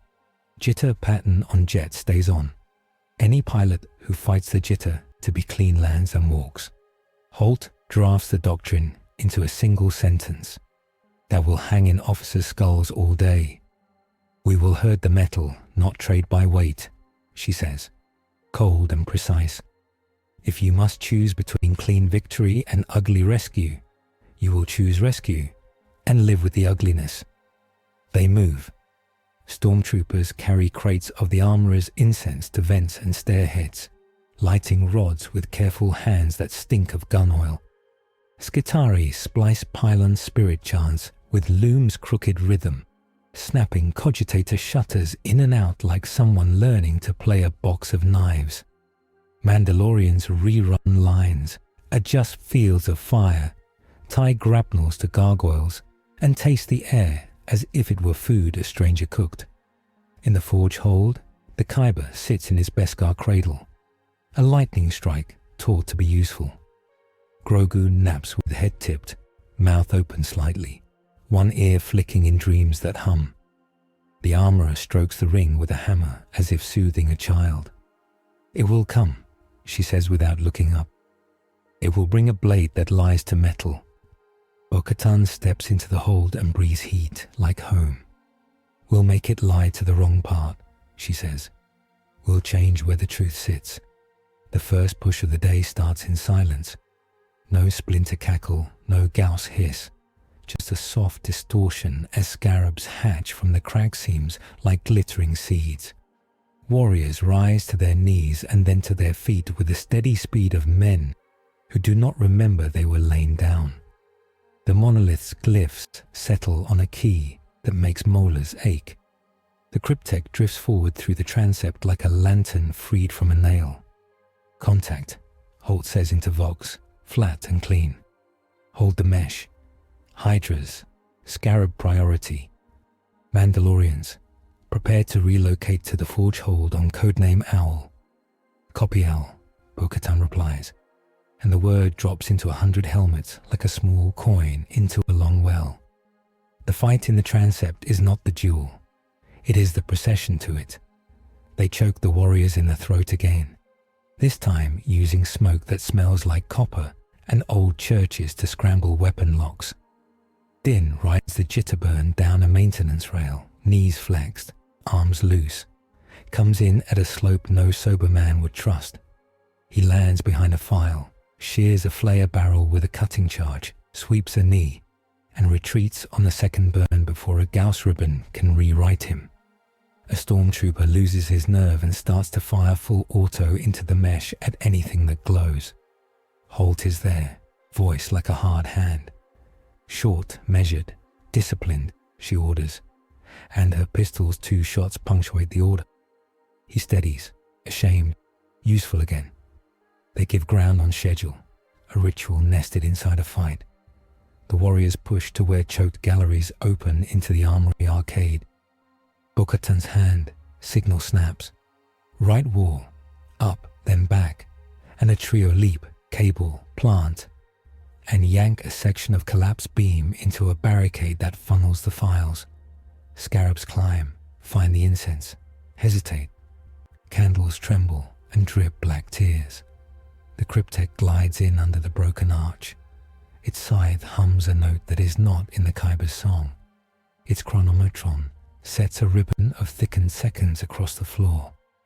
Mandalorians feel their feet misstep inside their own boots and adjust. It notices. It likes students. Now, Holt breathes, and the square becomes bait.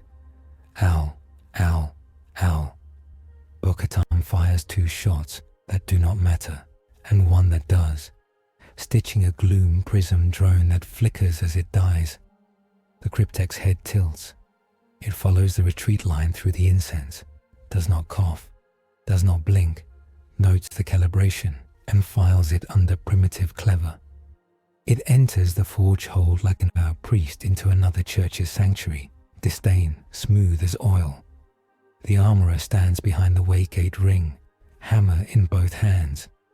Grogu wakes and stares with vast curiosity, then fear, then the sort of steady attention that is a child's version of a vow. Din steps to the left flank and sets his feet. Bo-Katan goes right, pistols holstered, spear in hand, the white glare of pure Beskar riding her grip like a live thing. The Cryptek stops within the lattice of heat and iron. Its gaze touches the Kyber, the ring, the hammer, and the child in that order. Its scythe hums higher. Glyphs cascade along its chest. Its voice when it comes is a whisper conducted through metal. A machine that remembers human breath as a flaw to be removed. You carry a prison shard, it says. You built a circle that sings wrong. Give it to me. I will end its noise. I will make your song permanent. Bo-Katan shifts the spear point to handspan. We like our noise, she says. We like our song to change. Change is decay, the Cryptek replies, as if describing gravity. Decay is error. Error is meat. Its scythe lowers. You are courageous meat. It moves like measured lightning. The scythe flares invisible. The hyperphase field kisses stone and it is not there. Kisses air and it behaves. Kisses the spear and both are briefly the same. Bo-Katan feels the weapon shiver in her bones. She pivots and binds, sigh and leverage instead of brute force, using the incense fog and the jittering reflections in her visor to predict where a line becomes a blade. Sparks shower like cold rain that wants to be hot and cannot quite. Din flanks with ugly step burns, never where the Cryptek expects, always where it has to adjust. He lobs a pulse into an array on its shoulder and watches the glyphs glitch a heartbeat, then recover. He feints for the scythe, then hammers around into a vestment node. The node hums, absorbs, spits back a lurch that clips his jet and nearly throws him into the ring. The armorer doesn't speak. She moves. Her hammer comes up and the scythe grazes it. The hammer rings with a note that hurts. The Cryptek analyzes the harmonic, adjusts the blade's phase, tries again. This time, the hammer passes through the edge, as if both are lawyers stipulating facts that oppose. The armorer's shoulders shift. She understands the argument's shape. She drops the hammer's face, turns the peen, and strikes the scythe's haft with a sideways kiss that would break a mortal spear. The haft sings, but does not fail. The Cryptek marks her. Pattern maker, it says, almost warmly. You call error and teach matter to obey. Become an immortal artisan. I will give you time. Your foundlings will never die. Your iron will never rust. Your creed will not need to argue with air. Bo-Katan hears the offer sit in the heat like a coin thrown into forged water. Her grip tightens on the spear. Foundlings are not patterns, she says softly. They are children. It answers with a cut. The scythe slides, not slicing, but teaching her breastplate and underlay and skin to be a suggestion that can be set aside. The wound does not bleed like normal. It ripples through nerves as if they heard a wrong chord. Bo-Katan stumbles when her heart miscounts and then forces it to count again by breathing like she is underwater. The spear point dips and then sets. Din reacts without thinking. Cable firing, wrapping the scythe's hub, yanking. The Cryptek twists the chronometron. The cable jumps 1/10 of a second out of joint, slacks, tightens. Din nearly tears his own arm. He lets go before the scythe can pull him into a lesson he cannot forget. Holt appears at the edge of the hold with 2 stormtroopers who are clever and doomed by doctrine to refuse moderation. Hold fire, she orders. Hand up, the pistol a point of authority. You'll ricochet into the engine. She watches with eyes that have seen saints burn and learn not to blink. Grogu stands on the crate and lifts a hand and then lowers it, small fingers curling. The Sister of Silence has remained near the doorway like a shadow that does not move, and her absence of song eats any answer he might attempt. He whimpers once and folds his hands together, as if prayer were a tool he could use. The Cryptek presses because curiosity wants data. It ripples time around Din's stance, making his left boot slow while his right foot is late to agree.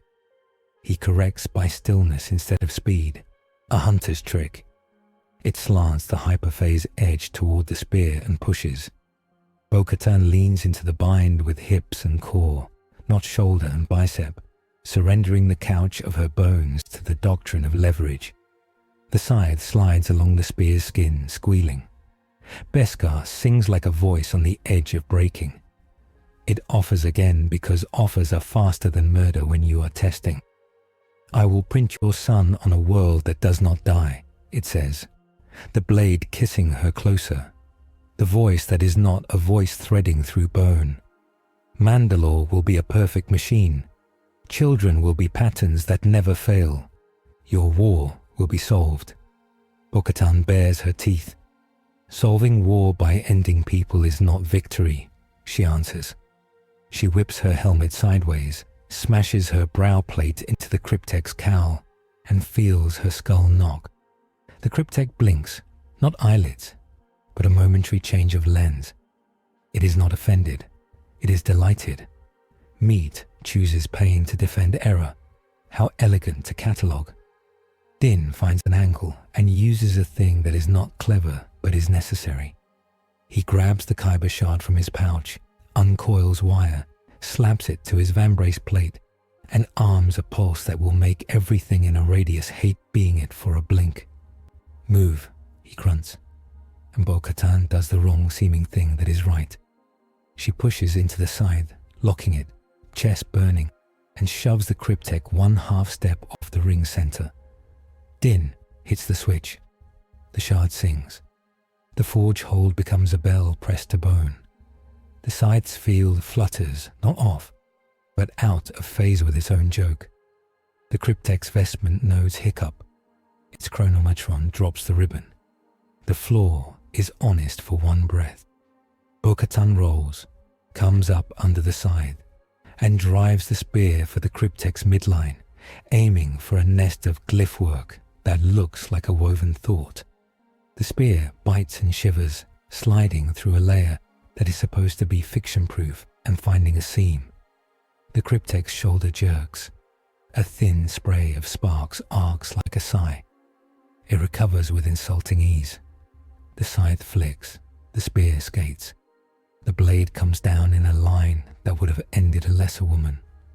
Din slams his vambrace up and takes the half angle, and the edge licks his forearm, passes through armor like a story through a child's ear, and kisses flesh. Pain is not heat or tearing. It is a wrongness that makes his hand forget the shape of a fist. His fingers open. Something in the jet frame buzzes sourly, and a crack lines his greave like a map of a bad decision. Bo-Katan sees the line of blood inside the glove, and the not bleeding that means the wound is arguing about being real. She does not have room to check him. She chooses to survive him. She steps into the Cryptek's guard, takes a shallow slice across her ribs that feels like an insult to honesty, and rams the spear shaft between side and chest. Leverage again. Human leverage against a numbers pride. The Cryptek shifts tactics. It speaks deeper. Not in words, but in an image poured through a lens into their heads. Not psychic, not warp. Something more like a visualization on a skull. Mandalore stands in that picture. Domes whole, city smooth, mind singing, armor polished brighter than mercy. Foundlings play in yards that never see siege. Din sees Grogu sitting on a statue that never chips and smiles in a way he has not seen since the child was a baby in a ship. Bo-Katan sees a throne that does not require a sword beside it to be kept. Choose permanence, the Cryptek says, and the image remains like a colleague's proposal in a briefing.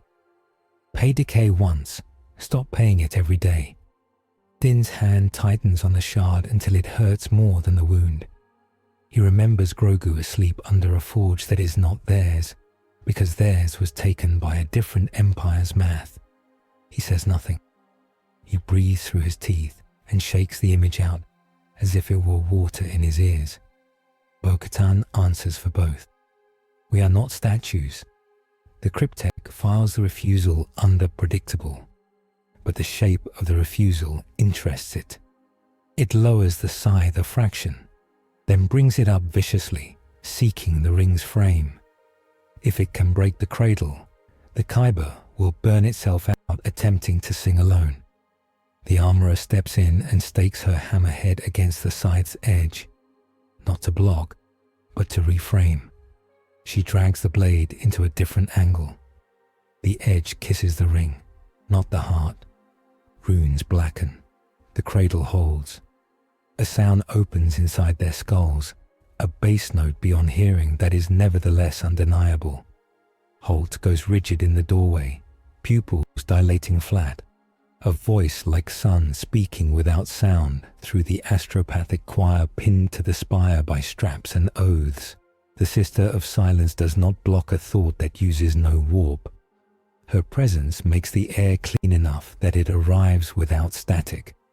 Golden syllables flood Holt's marrow, and the rosette on her chest becomes heavier than iron. By Vigil Indomitus, the voice says, and the room does not carry it. Their bones do. By the Captain General's warrant, deliver the unlicensed engine that calls distant songs and those who bear it to the throne. Sanction will be granted or death. The light has seen. Holt's throat works once. She doesn't bow because no one commands her knees except the throne, and it just did. She turns the rosette to face the waygate and speaks as if her mouth is a subordinate and she is using it to carry orders. You are summoned, she says. Not requested, summoned. The Cryptek hears something through metal, not the words, but the pressure. It tilts its head a degree and steps back, vestment nodes fluttering. The Kyber's heart picks up a new undertone that is not warpcraft, but a line of sight command from something that makes stars behave. It is a noise the Cryptek cannot catalogue as useful.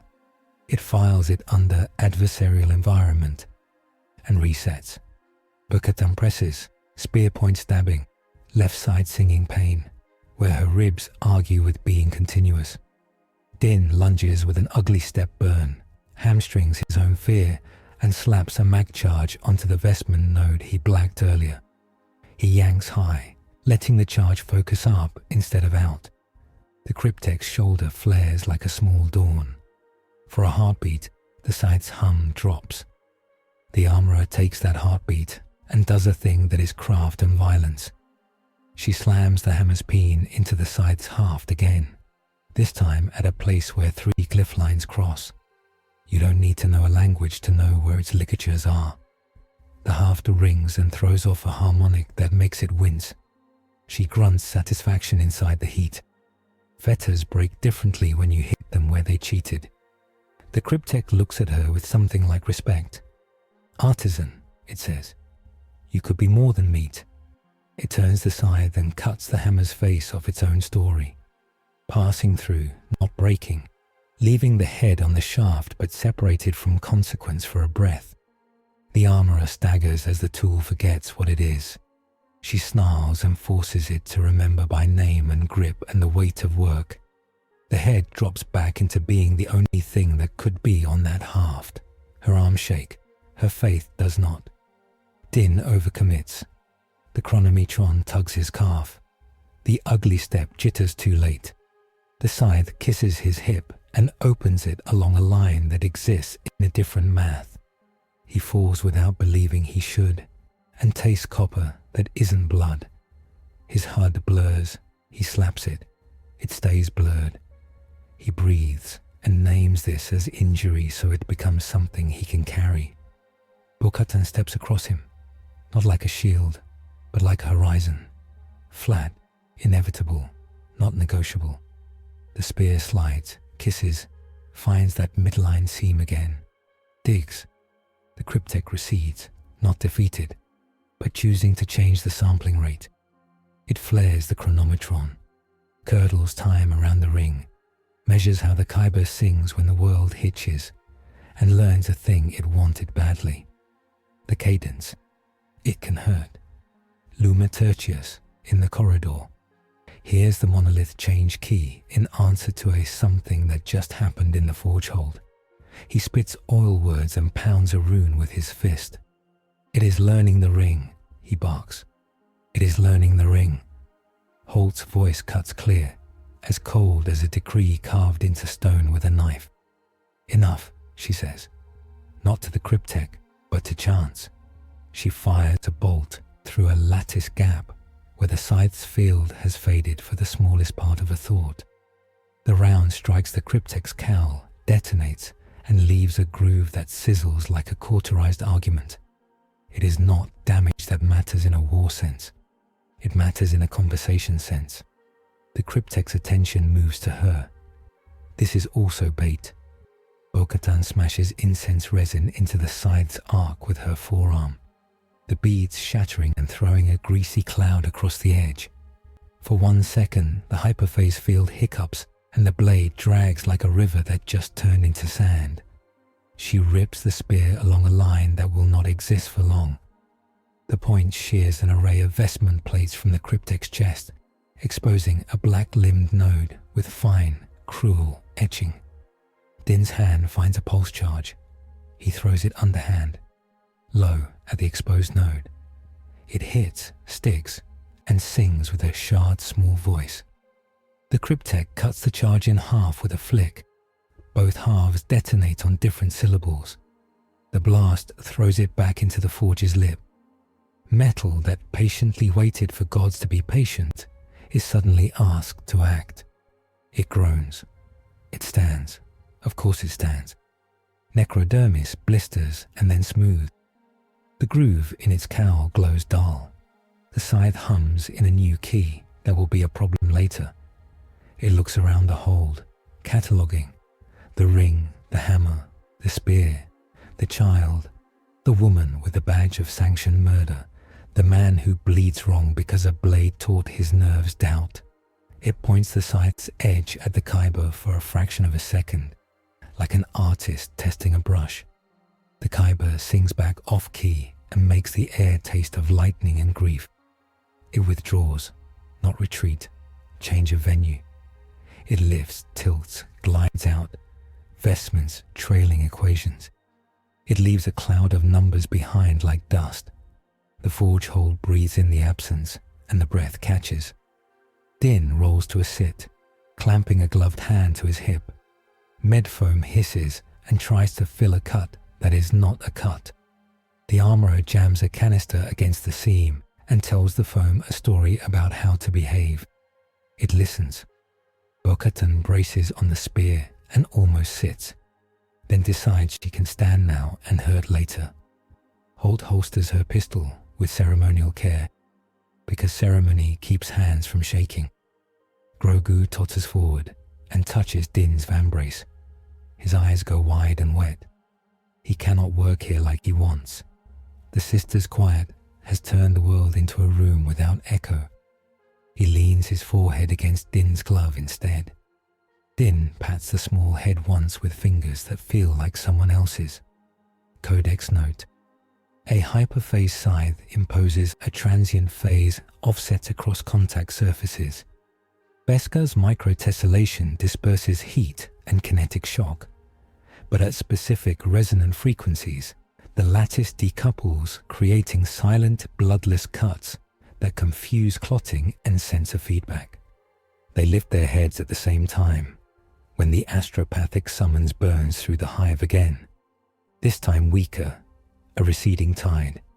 Holt speaks what it means for people who cannot hear light.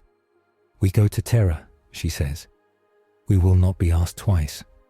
Bo-Katan wipes resin off her gauntlet and looks at the ring. A hairline fissure she did not notice yesterday has crept another millimeter. "We move the war," she says.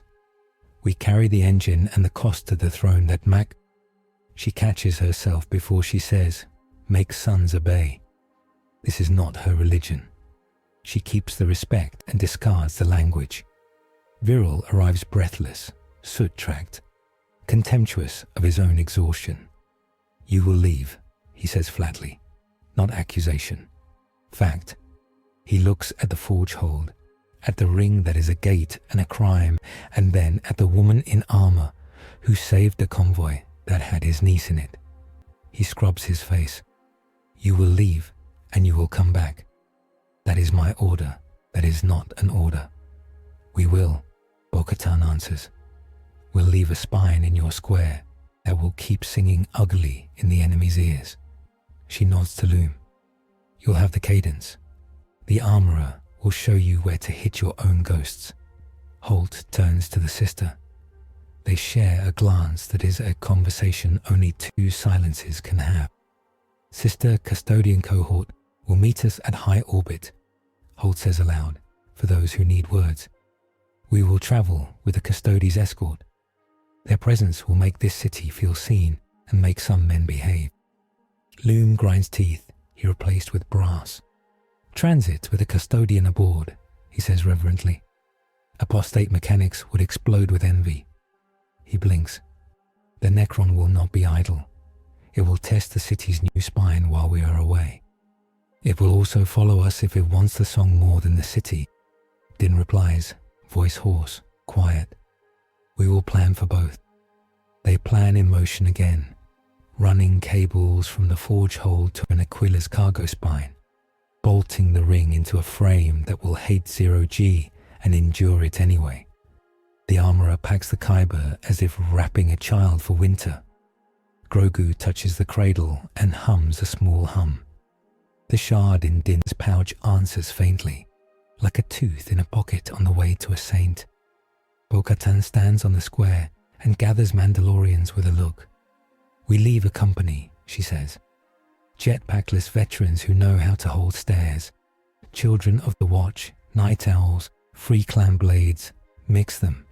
We leave enough to make the city bite. We take enough to make terror listen." Holt assigns stormtroopers to the city's choke points, like stitches laid by a busy surgeon.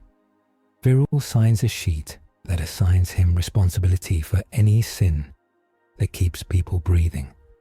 Loom sets a metronome for the pylons, that will keep the mesh crooked when they are gone. The sister stands in a doorway and watches the world decide. They lift.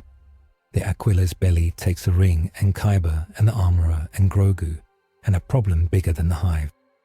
A navy escort, lean, scarred, bored with everything but duty, falls into wedge formation around them. High above, where sky becomes honest, a gold ship slides into the pattern with a motion like an oath being posted on a door. It is not large. It does not need to be. It lowers the signal that tastes like clean pain. On the hive, the Cryptek watches the point of departure through a broken transept arch. It lifts the scythe and draws a curve in the air. The monolith hums in answer. It calculates pursuit vectors through real space and avenues through silence. It flips a coin that has no faces because both sides are data. The coin lands on both. Mid-transit, in the throat between the hive and the void, things go strange. A tesseract anchor opens like a flower cut with a knife. A canoptek spider births a blink field right in front of the Aquila's nose and drizzles scarabs into the escort's engines. The Navy pilot swears like a psalm. Din braces, buckles tight, tastes metal. Bo-Katan's hand finds a strap and a spear lock. Holt plants her boots and draws her pistol like a woman who will not be caught with her hands empty when judgment arrives early. The Custodes gunship rotates a degree and speaks with a cannon that does not fire shells so much as manifest disappointment at a range of 15 kilometers. The tesseract geometry shudders, folds, breaks. Scarabs pop like roasted seeds. The spider's legs decide to be on different days and give up. The gunship's vox shaves their molars. Proceed, a voice says, low as continental drift. They proceed. The void greys into a tunnel that is not warp. It's just human fear looking out a window at infinity and deciding to call it a place. Holt stares at the cradle and the child. Grogu sleeps with his hand on the ring and his ear folded against the cradle's edge. Din watches him and makes a choice every second to be in this hallway instead of turning back to the square and ending one set of worries the easy way. Bo-Katan stands and counts a cadence in her head to keep her heart from remembering the blade's wrongness. They enter the lower belly of the golden ship in an order that would look like pageantry if anyone had slept. Custodians in Auramite stand like statues that would murder you if you asked them to move. Sisters of Silence flank the hangar, their faces neutral, their aura like winter on a nerve. A man in red and gold that looks grown, not made, steps forward with a gilded spear taller than Din and a voice like a verdict. He is not the Captain General. He does not need to be. He is a captain of captains. By the Emperor's law, he says, eyes flicking over visor, hammer, spear, ring, child, wound.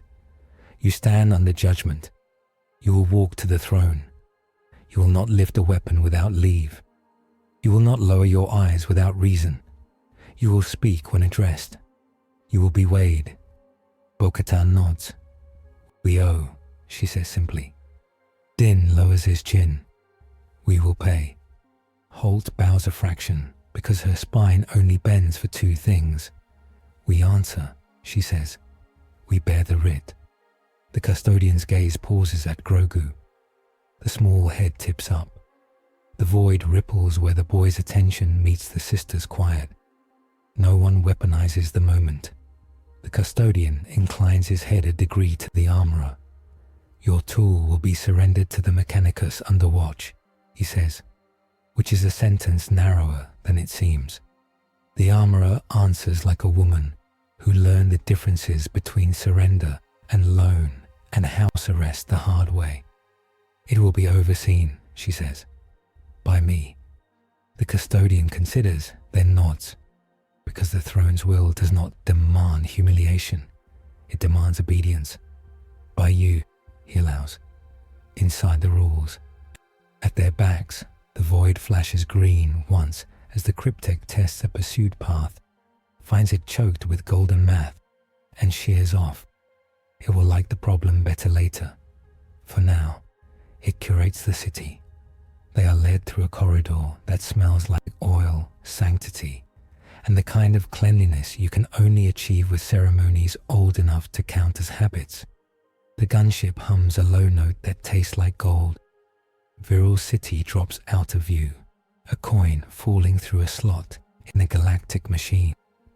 Bo-Katan's ribs throb in time with the ship's breath. Din's hip burns on a line that does not exist when he looks directly at it. The armorer's hammer feels heavier in her hand now that someone else knows what it is. Sacred intervention signaled the stakes. It did not save them. It just wrote a line they have to cross. The corruption lingers in small ways. A buzz under Din's skin, where the scythe taught his nerve to doubt. A sour overtone in the Kyber's hum. A hairline crack in the ring that will be a word in a future argument. On the hive they leave behind, the mesh holds because work holds. Stormtroopers eat cold food and warm their hands over barrel fires that used to be chandelier stands. Skitarii talk to pylons in voices they would not admit to hearing. Szarekhan sleeps sitting up with a wrench under her jacket and dreams about falling and being caught. The monolith hums in a new meter and waits for the day when the choir leaves and it can sing alone. The voyage stretches, a long throat lined with oaths. Holt's war council becomes catechism. We will make our case, she tells Bo-Katan in a chapel that bristles with sunburn and gunship ribs. We will endure doctrine without drowning in it. We will accept the leash that bites hardest and learn how to pull without strangling. Bo-Katan tightens the strap on her gauntlet. It squeaks in a way she knows and hates. We will tell them civilian first, then enemy. We will tell them foundling first, then creed. We will say we keep our faces because we choose to, not because a law that does not know our names thought it was tidy. She looks at the Custodes guards and sees men who do not care about tidy. We will not insult their oaths with ours. Din sits in a corner where light makes a triangle on the deck. Grogu sleeps in his lap, warm. Din watches the child's breath and times his own to it until the pain fades. He imagines a world where the Cryptek's image was true and knows it would kill everything he loves the slow way. He names that knowing and packs it with his ammunition. The gunship angles, burns, and pushes into a lane reserved for ships that can pronounce certain words without their tongues catching fire. Terror looms in auger screens and then in a window like a verdict. A world covered in wounds wearing a crown of light. The Astronomican's beam is the column you taste before you see it. The ship bows without moving. The men in gold do not pray. Their existence is prayer. The last thing they see before the hangar's mouth shuts is a thin green glimmer far away where no one should be. A Cryptek's curiosity making a mark in a place that refuses marks. It will wait. It will count. It will meet them again where counting is everything. They are inside now, processed by ritual so old it has worn grooves into marble and men. Names recorded. Weapons sealed to hands by law and courtesy. The ring lifted on a cradle that sings like a throat cleared before a choir starts. The child carried by a woman whose armor remembers more hammers than battles. They walk through halls painted with victories that cost too much and are remembered anyway, because forgetting is a luxury this city destroyed. The war they left behind does not stop, because they took the argument to the throne. The monolith wakes new nodes and glides bits of itself through the hive like fish in a cistern. Scarabs find a pylon seam and gnaw at it with patient hunger. Viril learns to sleep 4 breaths at a time and to wake when a certain kind of silence falls. Holt's dispatches fly back on psychic winds and return bruised with distance. The Custodes Vox refuses to carry anything but command and warning. Gossip dies in that air. The wound channel throbs. Din's hand goes numb twice a day and comes back like a friend who said something unforgivable and then helped you move house anyway. Bo-Katan's ribs ache when the ship turns. A line of fire under the plate that tells the weather when no weather exists. The armorer polishes the hammer face where the scythe made it forget and murmurs the names of men who taught her what to do when tools tried to learn rebellion. They reach the place where judgment happens, though no one calls it that. The ship sighs into a cradle carved to accept its exact weight. The ramp drops to a deck so clean that blood would be an impolite color and is therefore encouraged to stay inside. Golden light waits in a bowl the size of a city and as quiet as a verdict still being sharpened. They are not yet at the throne. That will come. For now, the war turns his face to theirs and decides it wants to see if they can stand straight under the gaze. The city under them is a prayer and a prison. The choice to come here does not end the fight. It escalates it. The mandate to face the supreme authority is no longer a line in a vox. It is a weight on the back of a neck.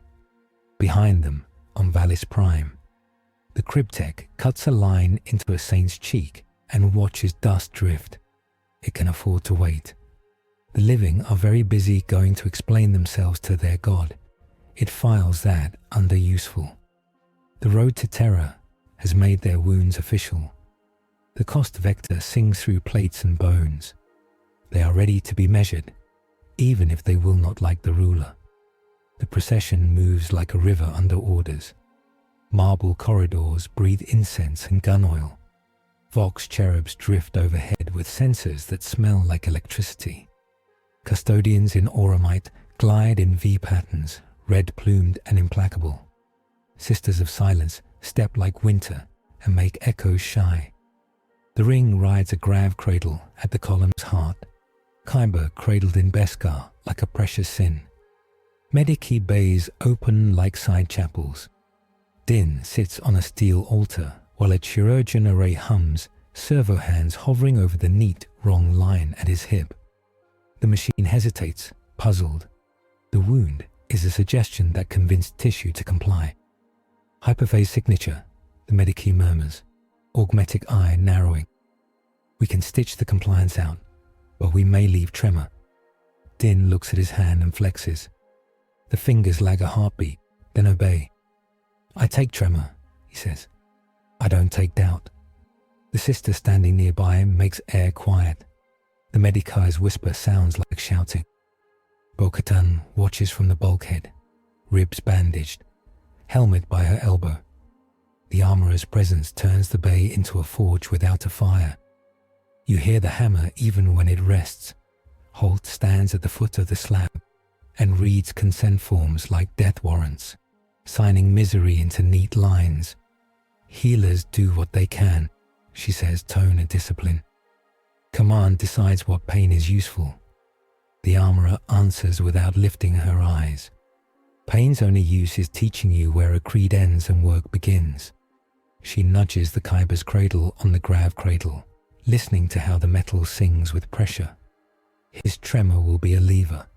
He'll learn to push against it.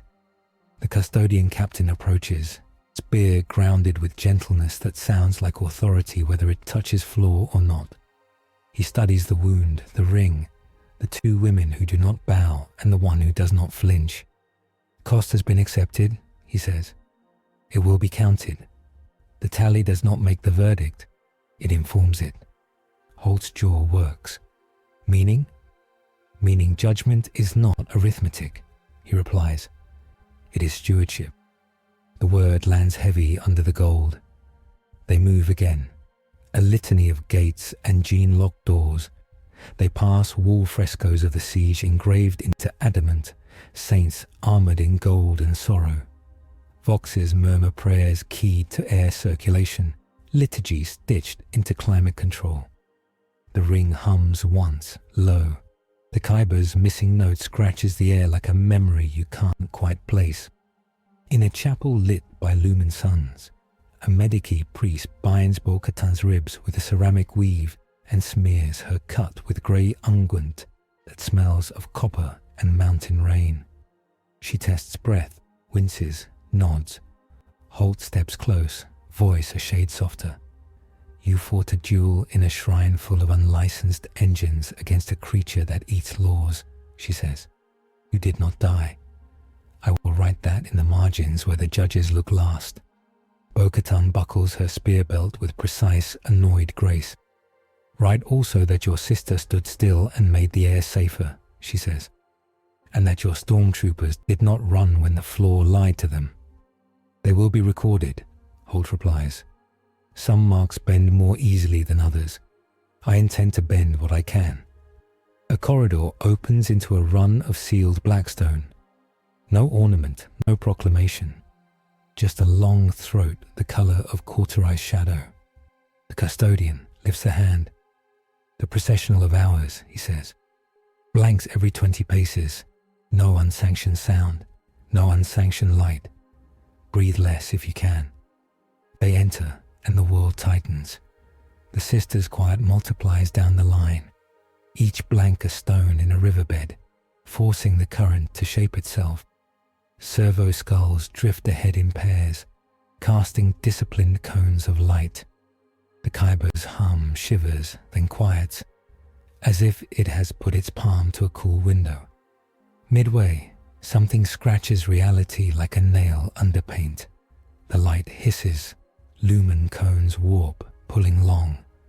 A hairline fissure snakes down the blackstone ceiling and opens into a mouth the size of a man's vow. Through it, blood-red geometry presses like a handprint. The custodians not at the fore turn their heads and do not shift their feet.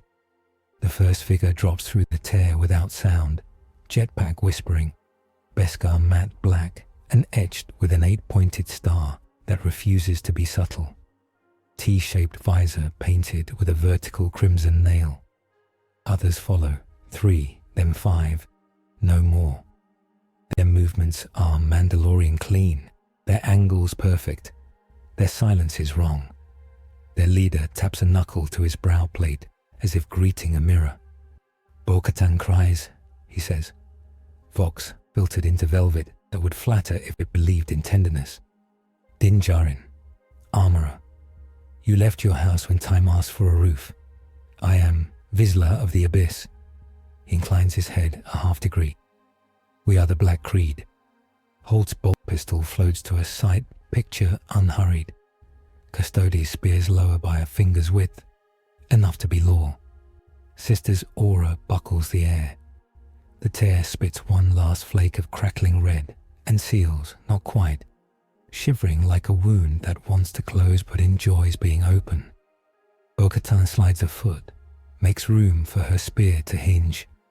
Deathwatch paint, she says, each word a small weight. Wrong warband. Vizsla's laugh is gentle and broken. Names shed their skins in new universes. His helm tilts toward the ring. You carry a promise. You carry a cure for failure. You came to beg sanction from a throne built on sacrifice without consent. You can join us and skip the begging. No civilians, no doctrine. Foundlings all, molded to survive. No mercy for men who won't carry their own creed. Din is quiet a breath too long. Vizsla hears it and takes a step like a blade laid on a map. Brother, he says gently. Endless contracts, endless leashes. A creed interpreted by men who hide behind women's hammers. Lay your oath down on an altar that gives your world back. We will call Mandalore whole. The armorer's hammer twitches, barely. Bo-Katan's face empties until there's nothing left to push on. You found a patron, she says. It found holes in you. You call obedience survival, because freedom hurt your hands. Freedom without law is weather. Vizsla answers, patient, almost kind. Children drown in it. We offer storms on a schedule. The custodian captain's voice comes without flourish. By decree, No contest within the processional. The spear's haft touches Blackstone with a measured click. If you raise a weapon, you will die before your muscles taste it. If you speak sedition, you already have. Vizsla's visor turns, considering the gold. He doesn't lower his chin. You will find no war here, statue man, he says. I am speaking to my kin.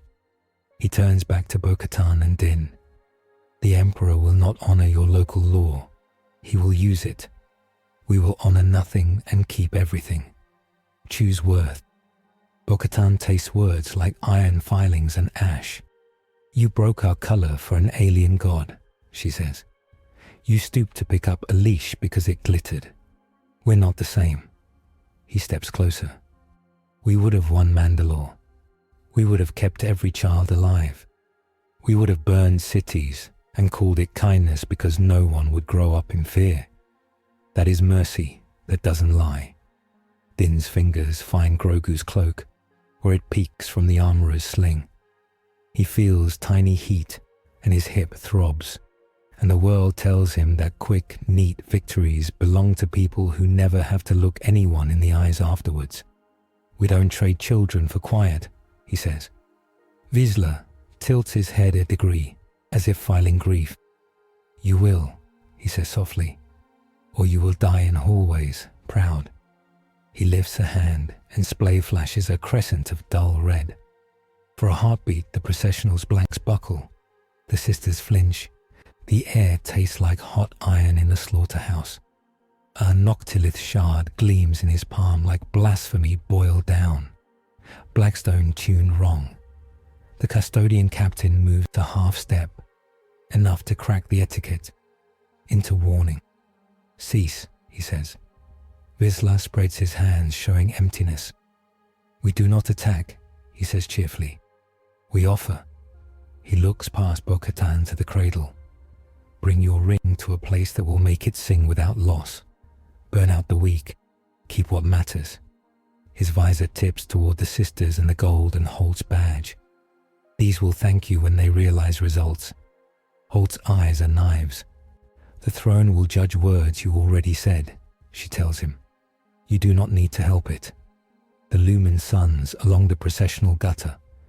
The Astronomicon splays a flicker through stone, light coming from every direction at once, not brighter, simply undeniable. The noctilith shard in Vizsla's palm cracks with a sound like ice, taught how to scream, then powders. Every corrupted visor records it. None of them move. Vizsla's head lifts as if smelling something new, and for the first time the voice under his gentleness strains. So, he says simply, refusing awe and failing to hide it. Noted. He taps his brow plate.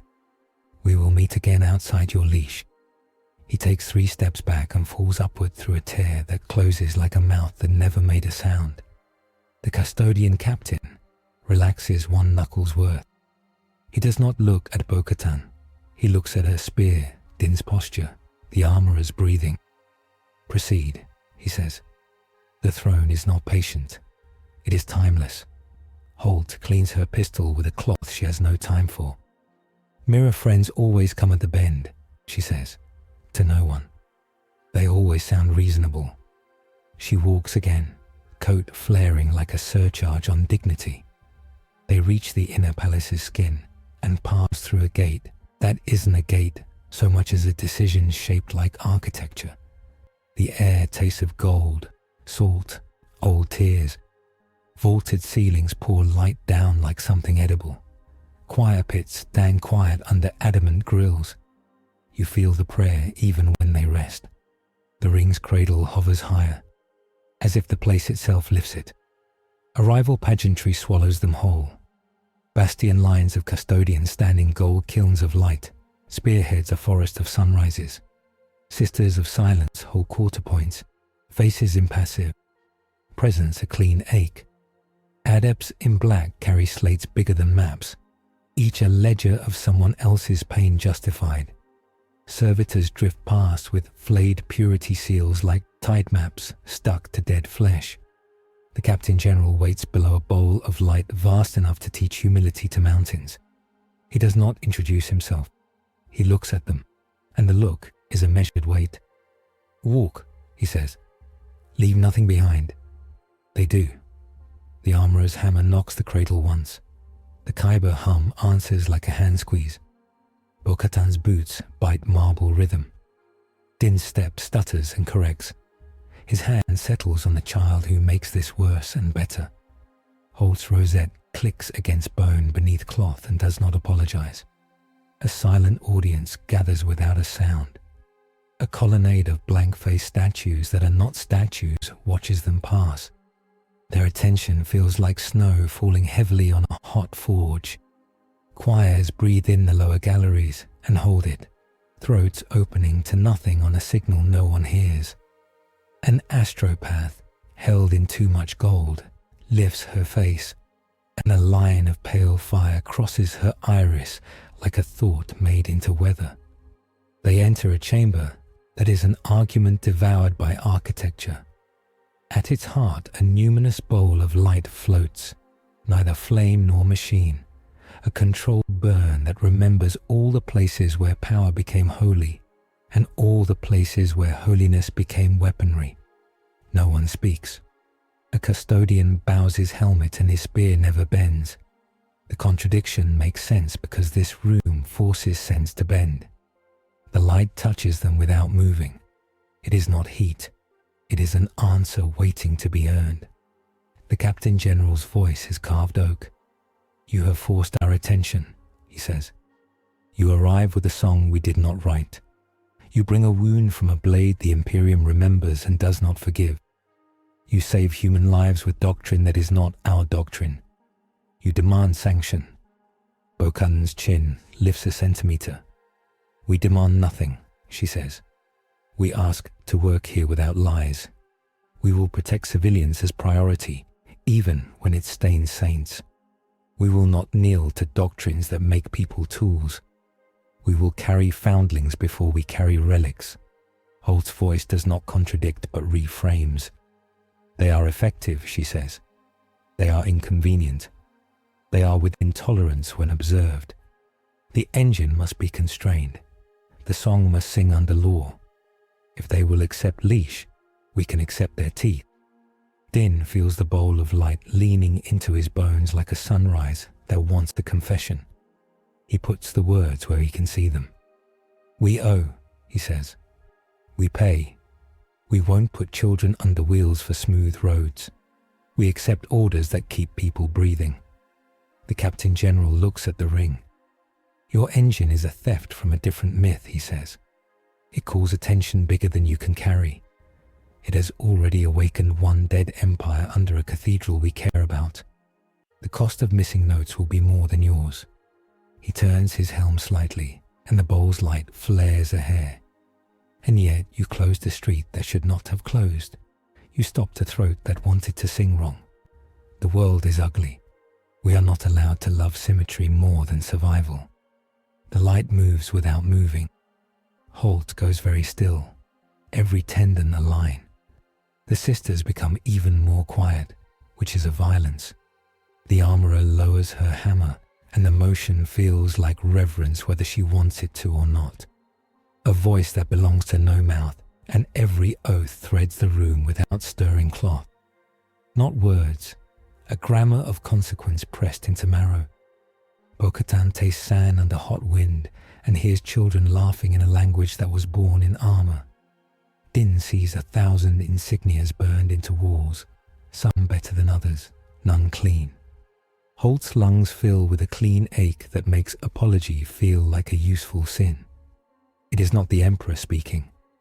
It is the place where his will is focused speaking, like a wind turned into grammar. It asks 3 questions by placing 3 weights on their hearts. Who do you serve? What will you maim so others live? What will you refuse to break, even if it kills you? Bo-Katan answers the first before the second echoes. "Foundlings and the people standing under the wrong sky," she says. "We maim the part of our pride that wants clean winds. We refuse to break faces. We wear them. The light tastes this, and doesn't reject it. Holt speaks last, because humility is not a sport she plays, but a tool she keeps sharp. We serve mankind, she says.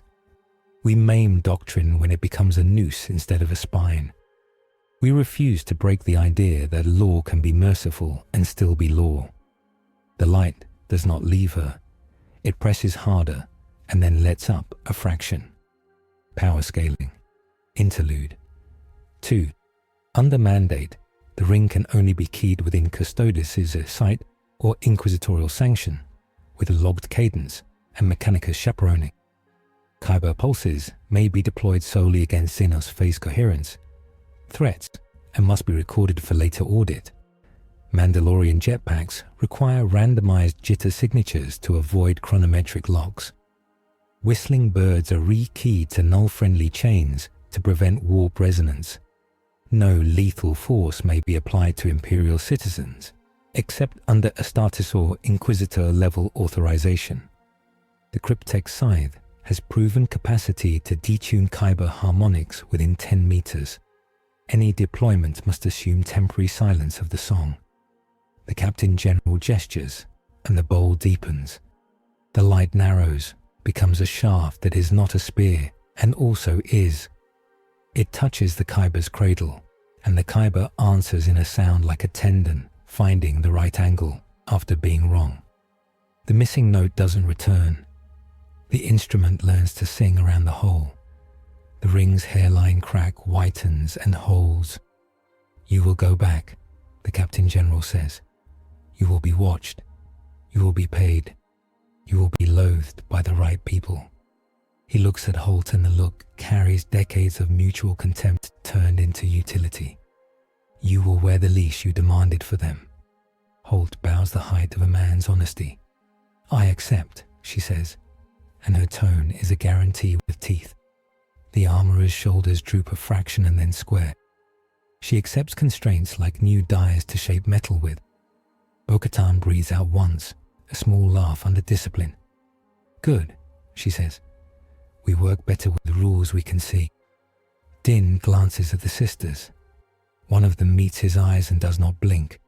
He nods, acknowledgement without warmth. Grogu shifts in the sling and opens his eyes. Sunlight paints his pupils like runes and then fades. He presses his hand to the Kyber, and the Kyber hums once, like gratitude. On the far wall, a relief of a saint with a sword flickers as if the stone had memory. A custodian spear taps once, and the flicker becomes stillness again.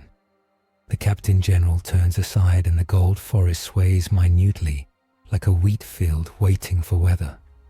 Reach the throne, the custodian captain says.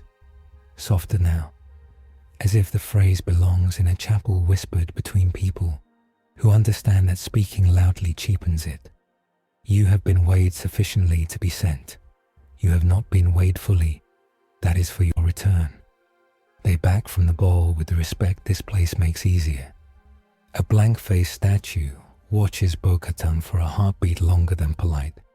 She does not look away. Holt holsters the rosette with the care you give guns that can go off by being looked at wrong. The ring's cradle floats behind them like a carried hour. Outside, on Valis Prime, the mesh holds another push by Necron logic made praise by necessity. Scarabs test new edges and withdraw. Sarah Cullen leads a bucket chain and doesn't think about saints. Viral signs a requisition order for salt and oil and doctrine in that order. The Cryptek feels a pressure line in void and tilts its cowl. Something changed in the light over terror. A tone that will complicate its math. On the procession back to the gunship, the custodian captain keeps pace with Bo-Katan like a tutor who has decided you might be worth a second lesson. Your creed has a spine, he says.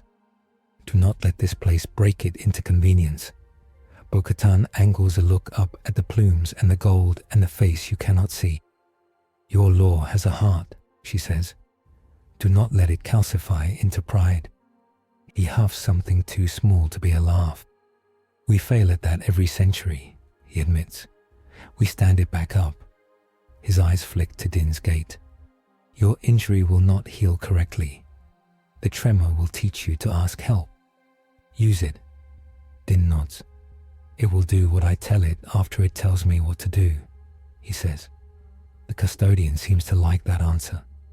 On the hangar threshold, the sisters halt them with a hand. The same astropath who flickered a line in her eye stands in their path with a bowl of water seasoned with salt and ash.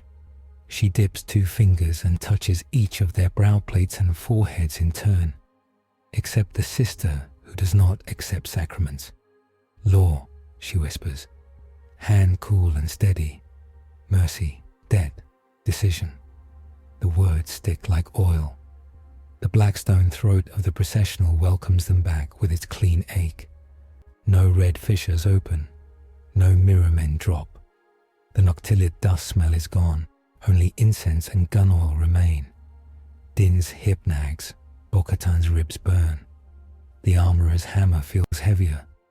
Holt rolls her shoulders and already writes the report in her head. The gunship hums acceptance. Navy crews run lines and speak in the rhythm of men who know landing is easier than leaving.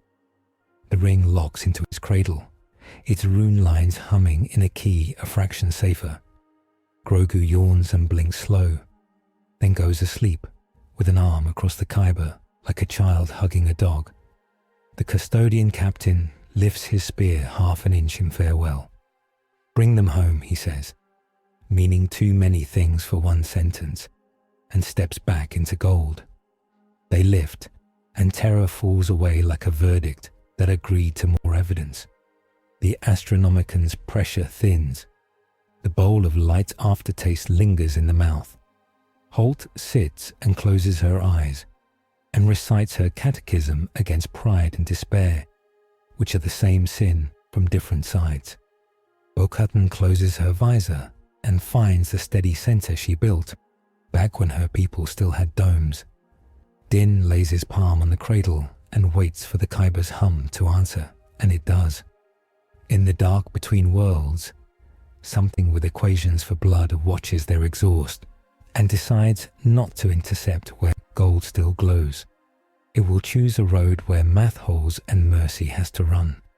It files the bowl of light under interference and the sight of a spear under to be respected. The voyage back is not solemn. It is braced. They clean weapons and re-key birds and strap new jitterpacks onto bruised backs.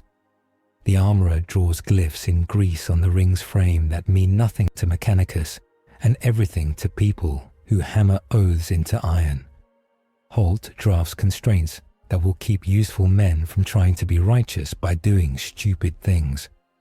Viral City sleeps in 1/3 of its tiers and boils quietly in the others. They cross the last threshold into Valis Prime's gravity as the pylon mesh flares with a new cadence the Skitarii learn from gold. The Cryptek lifts its scythe and counts. The monolith hums an irritated greeting. The square tastes of heat and new doctrine. The gunship drops belly first into the cathedral megastructure's courtyard. Attitude jets scorching sanctified stone already familiar with worse. The ramp lowers into prayers and smoke and men with bandages. Holt steps onto the deck with her badge visible and her hand on a rail. Bo-Katan descends at her shoulder with a spear and a bruise and a permission. Din walks last, carrying a child and a debt and a tremor that will be a lesson. The war does not wait for pageantry to finish. It bows its head to no one. It is polite enough to let their boots hit the square before it throws the next question. The war is standing when they return, patient as a debt collector. Pylons 4 and 6 hum a new shape. The monolith answers with a low note that tastes like a battery biting the tongue. The Custodes gunship peels off with a promise and a warning. Holt's badge feels heavier. Bo-Katan's ribs grind. Din's hip burns. The armorer's hammer face is clean and not forgiven. The bowl of light they left behind does not come with them, but its weight does. It presses through the Kyber as the ring is lowered onto the square, and for a breath everything slows. Candles stop shivering. Smoke stands. The city holds still as if asked a question. The Kyber hums, and a vision opens without pictures, an accounting told by pressure on the heart. Return. Spin the ring. Burn the Kyber. Jump to a sky where domes remember their names. Price. Memory fades. Faces blur into myth to keep the song safe. Foundlings become legends and lose the hands that feed them. The city becomes someone else's lesson. Free agent. Refuse the leash. Run contracts and corridors on their own arithmetic. Price. Schism. Ordo Xenos and Mechanicus grind. Holt must hunt what she trusts. The city lives in bursts and starves between. The ring sings without law. The law answers with killing. Sanction servant. Wear the leash. Keep the face. Accept eyes on triggers. Price. Autonomy trimmed. Decisions take longer. Some orders taste like rust. Maximum impact. Maximum surveillance. Minimal singing without witnesses. The vision recedes. The square remembers to breathe. Bo-Katan sets the butt of her spear on stone. Din looks at Grogu's ears. The armorer watches the cradle. Holt watches them. Viral speaks like a man who has slept 4 breaths since yesterday. I will pay whatever pays for this city, he says. If you leave, I will bury and rebuild. If you stay, I will bend and not break. Choose, and tell me how many bodies that costs. Bo-Katan doesn't look at the monolith yet. We don't go home to forget, she says. We don't break the law to save our creed from being tested. We take the leash, and we make it bite the right things. She looks at Holt. Boundaries. Now, before the next wave. Holt lifts her rosette like a quill. Clause the first. Civilian priority under all engagements and redeployments. Clause the second. Kyber Pulse is authorized against Xenos phase coherence entities only, used under mechanics observation and inquisitorial logging. Clause the third. Lethal force on Imperial citizens by Mandalorian parties requires Ordo Xenos authorization or Astartes level authorization. Sublethal force allowed under riot and sabotage conditions. Clause the fourth. Armorer retains custody of the Kyber. Mechanicus may observe, not touch. Clause the fifth. Mandalorian units will accept Custodes or inquisitorial spot checks without disarmament. The armorer nods once, each clause a rivet-driven flush. Clause the sixth, she adds. Foundlings do not move without us. Not to a black cell, not to a lab. You want to ask questions. You ask them with our hands on their shoulders. Holt meets the visor and does not blink. Clause accepted, she says. Boundaries are a spine. They will creak. We will oil. Bo-Katan keys her gauntlet. Mandalorians, hear and mark, she says. We wear our faces and the leash. We show the city what that means. They accept sanction and make it visible. The Custodes heraldry smiths send a sigil stamped in gold leaf and adamant thread. A narrow aquila shaped to fit between the jag eyes already painted on plates. The armorer heats a stylus and burns the small bird into the right pauldron of each warrior, low, where it touches without swallowing. Bo-Katan presses her shoulder into the seal and accepts the sting. Din holds still while the metal bites and nods to himself when it cools. The ring receives a plate engraved with numerals in 3 alphabets. The sanction number stamped like a passport that also bites. Lume Tertius affixes a Cog Mechanicus token above it, with resin that stinks like sanctified glue. Holt signs a writ and pins it to the cradle, then tucks it into her coat because good writs shouldn't flail in the wind. The monolith hums higher, irritated, like a cat recognizing a room that no longer pities it. The Cryptek rises through the transept's shadow, vestments shedding equations in threads. It has counted, and its math does not love this new cadence. It twirls the scythe once, not theatrical. Calibration. War plan, Bo-Katan says to all channels. We cut the gate at pylons 4 and 6. We draw him to St. Aurelia's arch. We make a pocket where his blade lies to itself. Din, your lure. Armorer, break the haft when I pin. Halt, holds your leash and bites men who forget the clauses. Halt finishes. Hydras, scarab suppression. Skitarii, keep the mesh crooked. Sister, hold there. Your presence will keep fear from boiling where it has no use. The blank nods and stands where panic would like to start. Black Creed glyphs spark on a high gantry, as if the city coughed up a bad decision. Vizsla of the Abyss stands framed against stained glass, a black comet among saints. He raises a hand, and 2 of his people plant charges on Pylon 6's maintenance bracket. Loom swears in a prayer that makes boars hear. Arsi, Din and Bo-Katan split. She goes for the Cryptek with the spear's white line ready.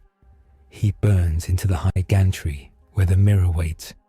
The jitter throws him on an imperfect arc. His tremor tugs his hand, his whistling birds fight free, then obey. Vizsla meets him with grace that says he's had practice killing himself in his head. Blaster to blaster, cable to cable. They lock and spin on the thin beam. You chose a leash, Vizsla says almost fondly, parrying and stepping, and not meaning the words as insult. You'll have to ask permission to die, brother. Din faints low. The tremor spoils the perfect draw and makes his shot unpredictable. It ricochets, tags a charge timer instead of a visor. He grimaces. I don't need permission to keep a child, he says, and whips a cable that snares Vizsla's ankle. He jerks. Vizsla compensates and kicks free, a talent learned from falling too often to die. Below, Bo-Katan steps into the archer's throat and meets the Cryptek with the spear that remembers where the node sits. The scythe moves like a thesis that wants to be a law. The incense beads burn blue-green and smear the edge. The armorer's hammer comes up and kisses glyph crosses just wrong enough to hurt. The Cryptek detunes the Kyber's hum within 10 meters. The ring's tone sours. Loom sings to the pylons. They sing back crooked.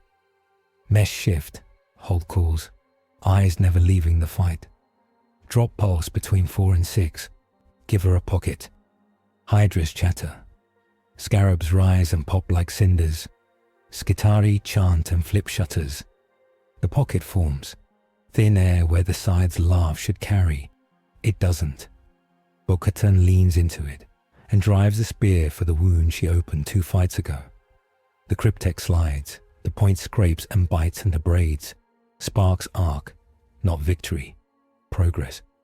On the gantry, Vizsla draws the knife etched with runes that swallow lumen. He plays it like a mind augmented by old pain. Din meets it with a knife made honest by a woman who hates lies in metal. Blades carve skittering light out of air. Din's hip screams when he pivots. He rides it the way he rides skittish mounts. Vizsla smiles inside the mask. We will build a place where that will stop, he says. We'll keep a world where it means you did something, Din answers, and headbutts him. Beskar rings, helmet to helmet, old argument to new. A charge detaches and falls. Din feels the line in his stomach that says, falling things will find the worst place to stop. He kicks off, misses the grip he would have made yesterday, and slaps a mag on the charge with 2 fingers gone dumb. It sticks, ticks, and he flings it at empty space as the jitter throws him shallow. It explodes where it can't hurt more than everyone. Vizsla lunges because argument without blood is a story without weight. Din's birds jitter a broken corkscrew and tag his vambrace. The knife clatters. Holt lifts her pistol and draws a line on Vizsla's chest, holds it, breath calm.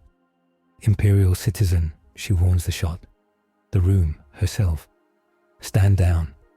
Citizen of what? He asks, and laughs at the idea until Drukhari screams in the distance. Remind him what happens when everyone is no one's. He flips a smoke bead and drops backward through a hole cut minutes ago. The plume tastes like ritual and rot. Holt doesn't shoot until he throws a charge toward Pylon 6. Then she squeezes.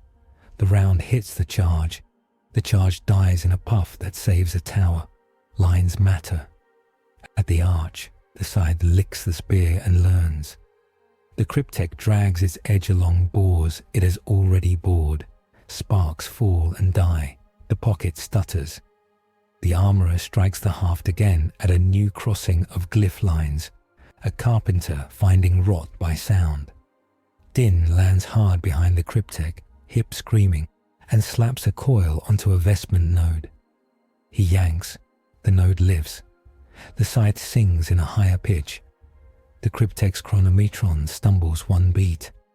Pulse, Bo-Katan breathes, and Loom drops the mesh like a trapdoor. The Kyber sings on a frequency just within allowance. It touches only the Xenos coherence and shreds it in a circle the size of a chapel. Scarabs dissolve into ideas. A warrior behind the fight stutters and chooses to be a heap. The Cryptek takes the pulse through its field and decides it has learned enough. It extends a palm and a tesseract cage buds, edges inflating delicate, a cube built from rules. Din tosses an ion bead into one corner. The corner sulks and refuses to behave. The cage collapses like an argument with one lie too many. The Cryptek's head tilts. It has respect to file. It has bounds to test later. It steps backward into a seam. It opens and closes with the ease of someone shutting a door. The monolith's hum drops a semitone and consolidates. The gate at pylons 4 and 6 clenches, starved. A dozen dormant nodes blink and go back to being floor. Silence arrives rude and welcome. Hydras spin down with a whine like wounded insects. Escatarius sits abruptly and discovers that augmetic knees ask politely for permission to quit and sometimes aren't told no. Holt lowers her pistol and does not roll her shoulders, because relief can be an insult to men who lost friends 10 breaths ago. Bo-Katan holds position until the last echo of the scythe leaves her skin. She lowers the spear and breathes like a soldier who has learned to breathe anyway. The armourer touches the hammer to the ring once, and the Kyber answers with a new, steadier note. Din lets his knife hang and looks down at the cut in his hip and elects to keep standing. Grogu peeks out of the sling and coos exactly once, then tucks his head against metal as if he chose it. Purge and healing come as work. The medici return. The wrongness in Din's wound is flushed with a stimulus that tells tissue a different story. Sensation returns with the insistence of a friend who refused to stay gone. The tremor remains, a reminder and a teacher. Bo-Katan's ribs are bound tighter. Something in the weave sings with the Kyber now and doesn't like the scythe's taste. The armourer cools the hammer's face in oil and whispers a list of names that makes dents into meaning. Holt drafts the Sanction writ into the city's book. Viral signs it with hands still grime-scarred from moving crates.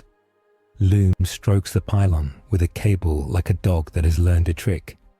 The pylon hums and doesn't bite. The sister stands in the sun and makes shade that cools people down enough to think. They stand in the square, not for pageantry, just because the ground interrupts running with the idea of standing. Holt lifts her voice so the men on the parapets and the women in the windows can hear.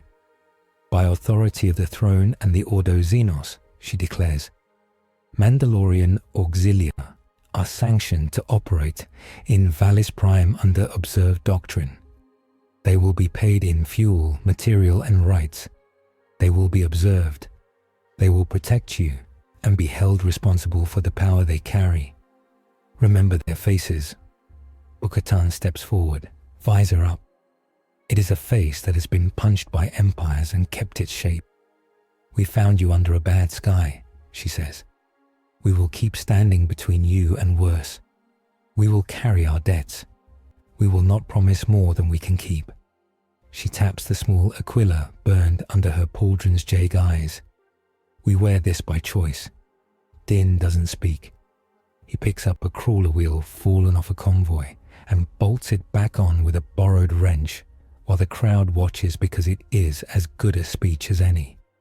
Grogu sits on the ring and blinks solemnly, and one child laughs because space can still be funny. Szarekhan leans on a crate with a blanket and a bandage, and 3 new people to worry about, and stares at the small gold bird under the painted eyes. New saints, she mutters, not as prayer, as observation. Saints that bleed their own blood, not ours. Black creed glyphs flicker once on the far parapet, then die. Vizsla watches from a gap and rolls his ankle with a cable kissed hard. He files the leash under weakness and then under opportunity. Next time, he promises the air, the city, his own reflection. Far below, the Cryptek adjusts arrays and logs a failure worth savoring. It writes a new line. Detuning radius insufficient at high mesh cadence. Kyber pulse tolerances masked by incense variables. Halved strikes at glyph knots degrade scythe control 3%. It places an order to itself. Build a prism tuned to that bowl of light tone. It will take an era measured in minutes. Mechanicus adepts argue in the sanctum. Heresy, miracle, calibration trick. Loom calls it a field expedient and writes the code to make the pylon stutter. Anastates Vox burps something like approval and then closes. The Raven Guard take notes. The Black Templars glower. Ordo Hereticus sends a polite threat to halt that reads like a hymn. She files it and writes a reply in the grammar of results. The armorer etches the sanction number into the ring, carefully, as if engraving a name into a headstone that moves. She raises her hammer, and Bo-Katan and Din stand on either side with weapons held not for salutes but for balance. She strikes, the ring hums, the Kyber sings. The note is not perfect, it is true. They draft the boundaries clause into language the city can hold. No civilian shall be traded for tactical advantage. If fire must be set, it will be spoken of before lighting, and the slow will be given lights and a countdown. Kyber pulses must be declared on Vox and tied to an observed Xenos coherence threat. After action must be delivered to Loom and Holt within 1 hour of breath. No Imperial citizen shall be shot by Mandalorian hands without a named authorization. When lethal force is authorized, names will be written. Foundlings remain under Mandalorian care. No seizure, no interrogation without a helmeted guardian with a hammer in the room. Sanction insignia will be worn low, not high. Face will be worn high, not low. When the two argue, face wins. Hold signs, virile signs, loom stamps. The armorer taps once, Bo-Katan nods. Din puts his glove on the paper and leaves a print of oil. It is the most honest thing there. They sleep in shifts under a sky that remembers other wars. The monolith hums in low obstinacy. Scarabs test fire lines, learn, and are unlearned. Hydra crews sit smoking and talk about saints putting on helmets. Skitare whisper to pylons while throwing dice they swear they don't own. Sisters stand in doorways and make the night wiser. Custodes, Fox clicks once an hour and says nothing. The city changes. Children draw T-shaped visors with small birds under them on plastil with chalk.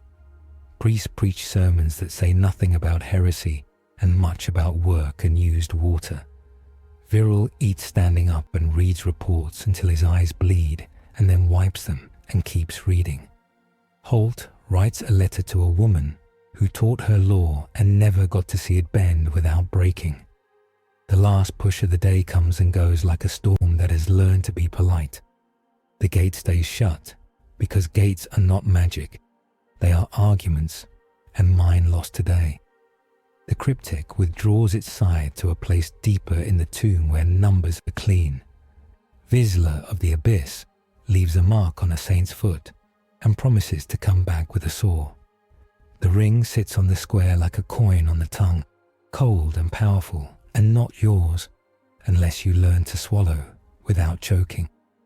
Night eats the smog and leaves a scatter of stars that are not kind. Bo-Katan walks the rail and counts breaths. Din sits on the ring step with Grogu asleep against his ribs and watches a city keep being a city under constraint. The armorer wipes the hammerhead and the stylus and the inside of the cradle and murmurs a list of things that will not be left undone. Holt lies down in a corner of a reliquary, with her coat rolled under her head, and dreams of the bowl of light and a list of sins that are useful. Epilogue is not a parade. It is water finding low places.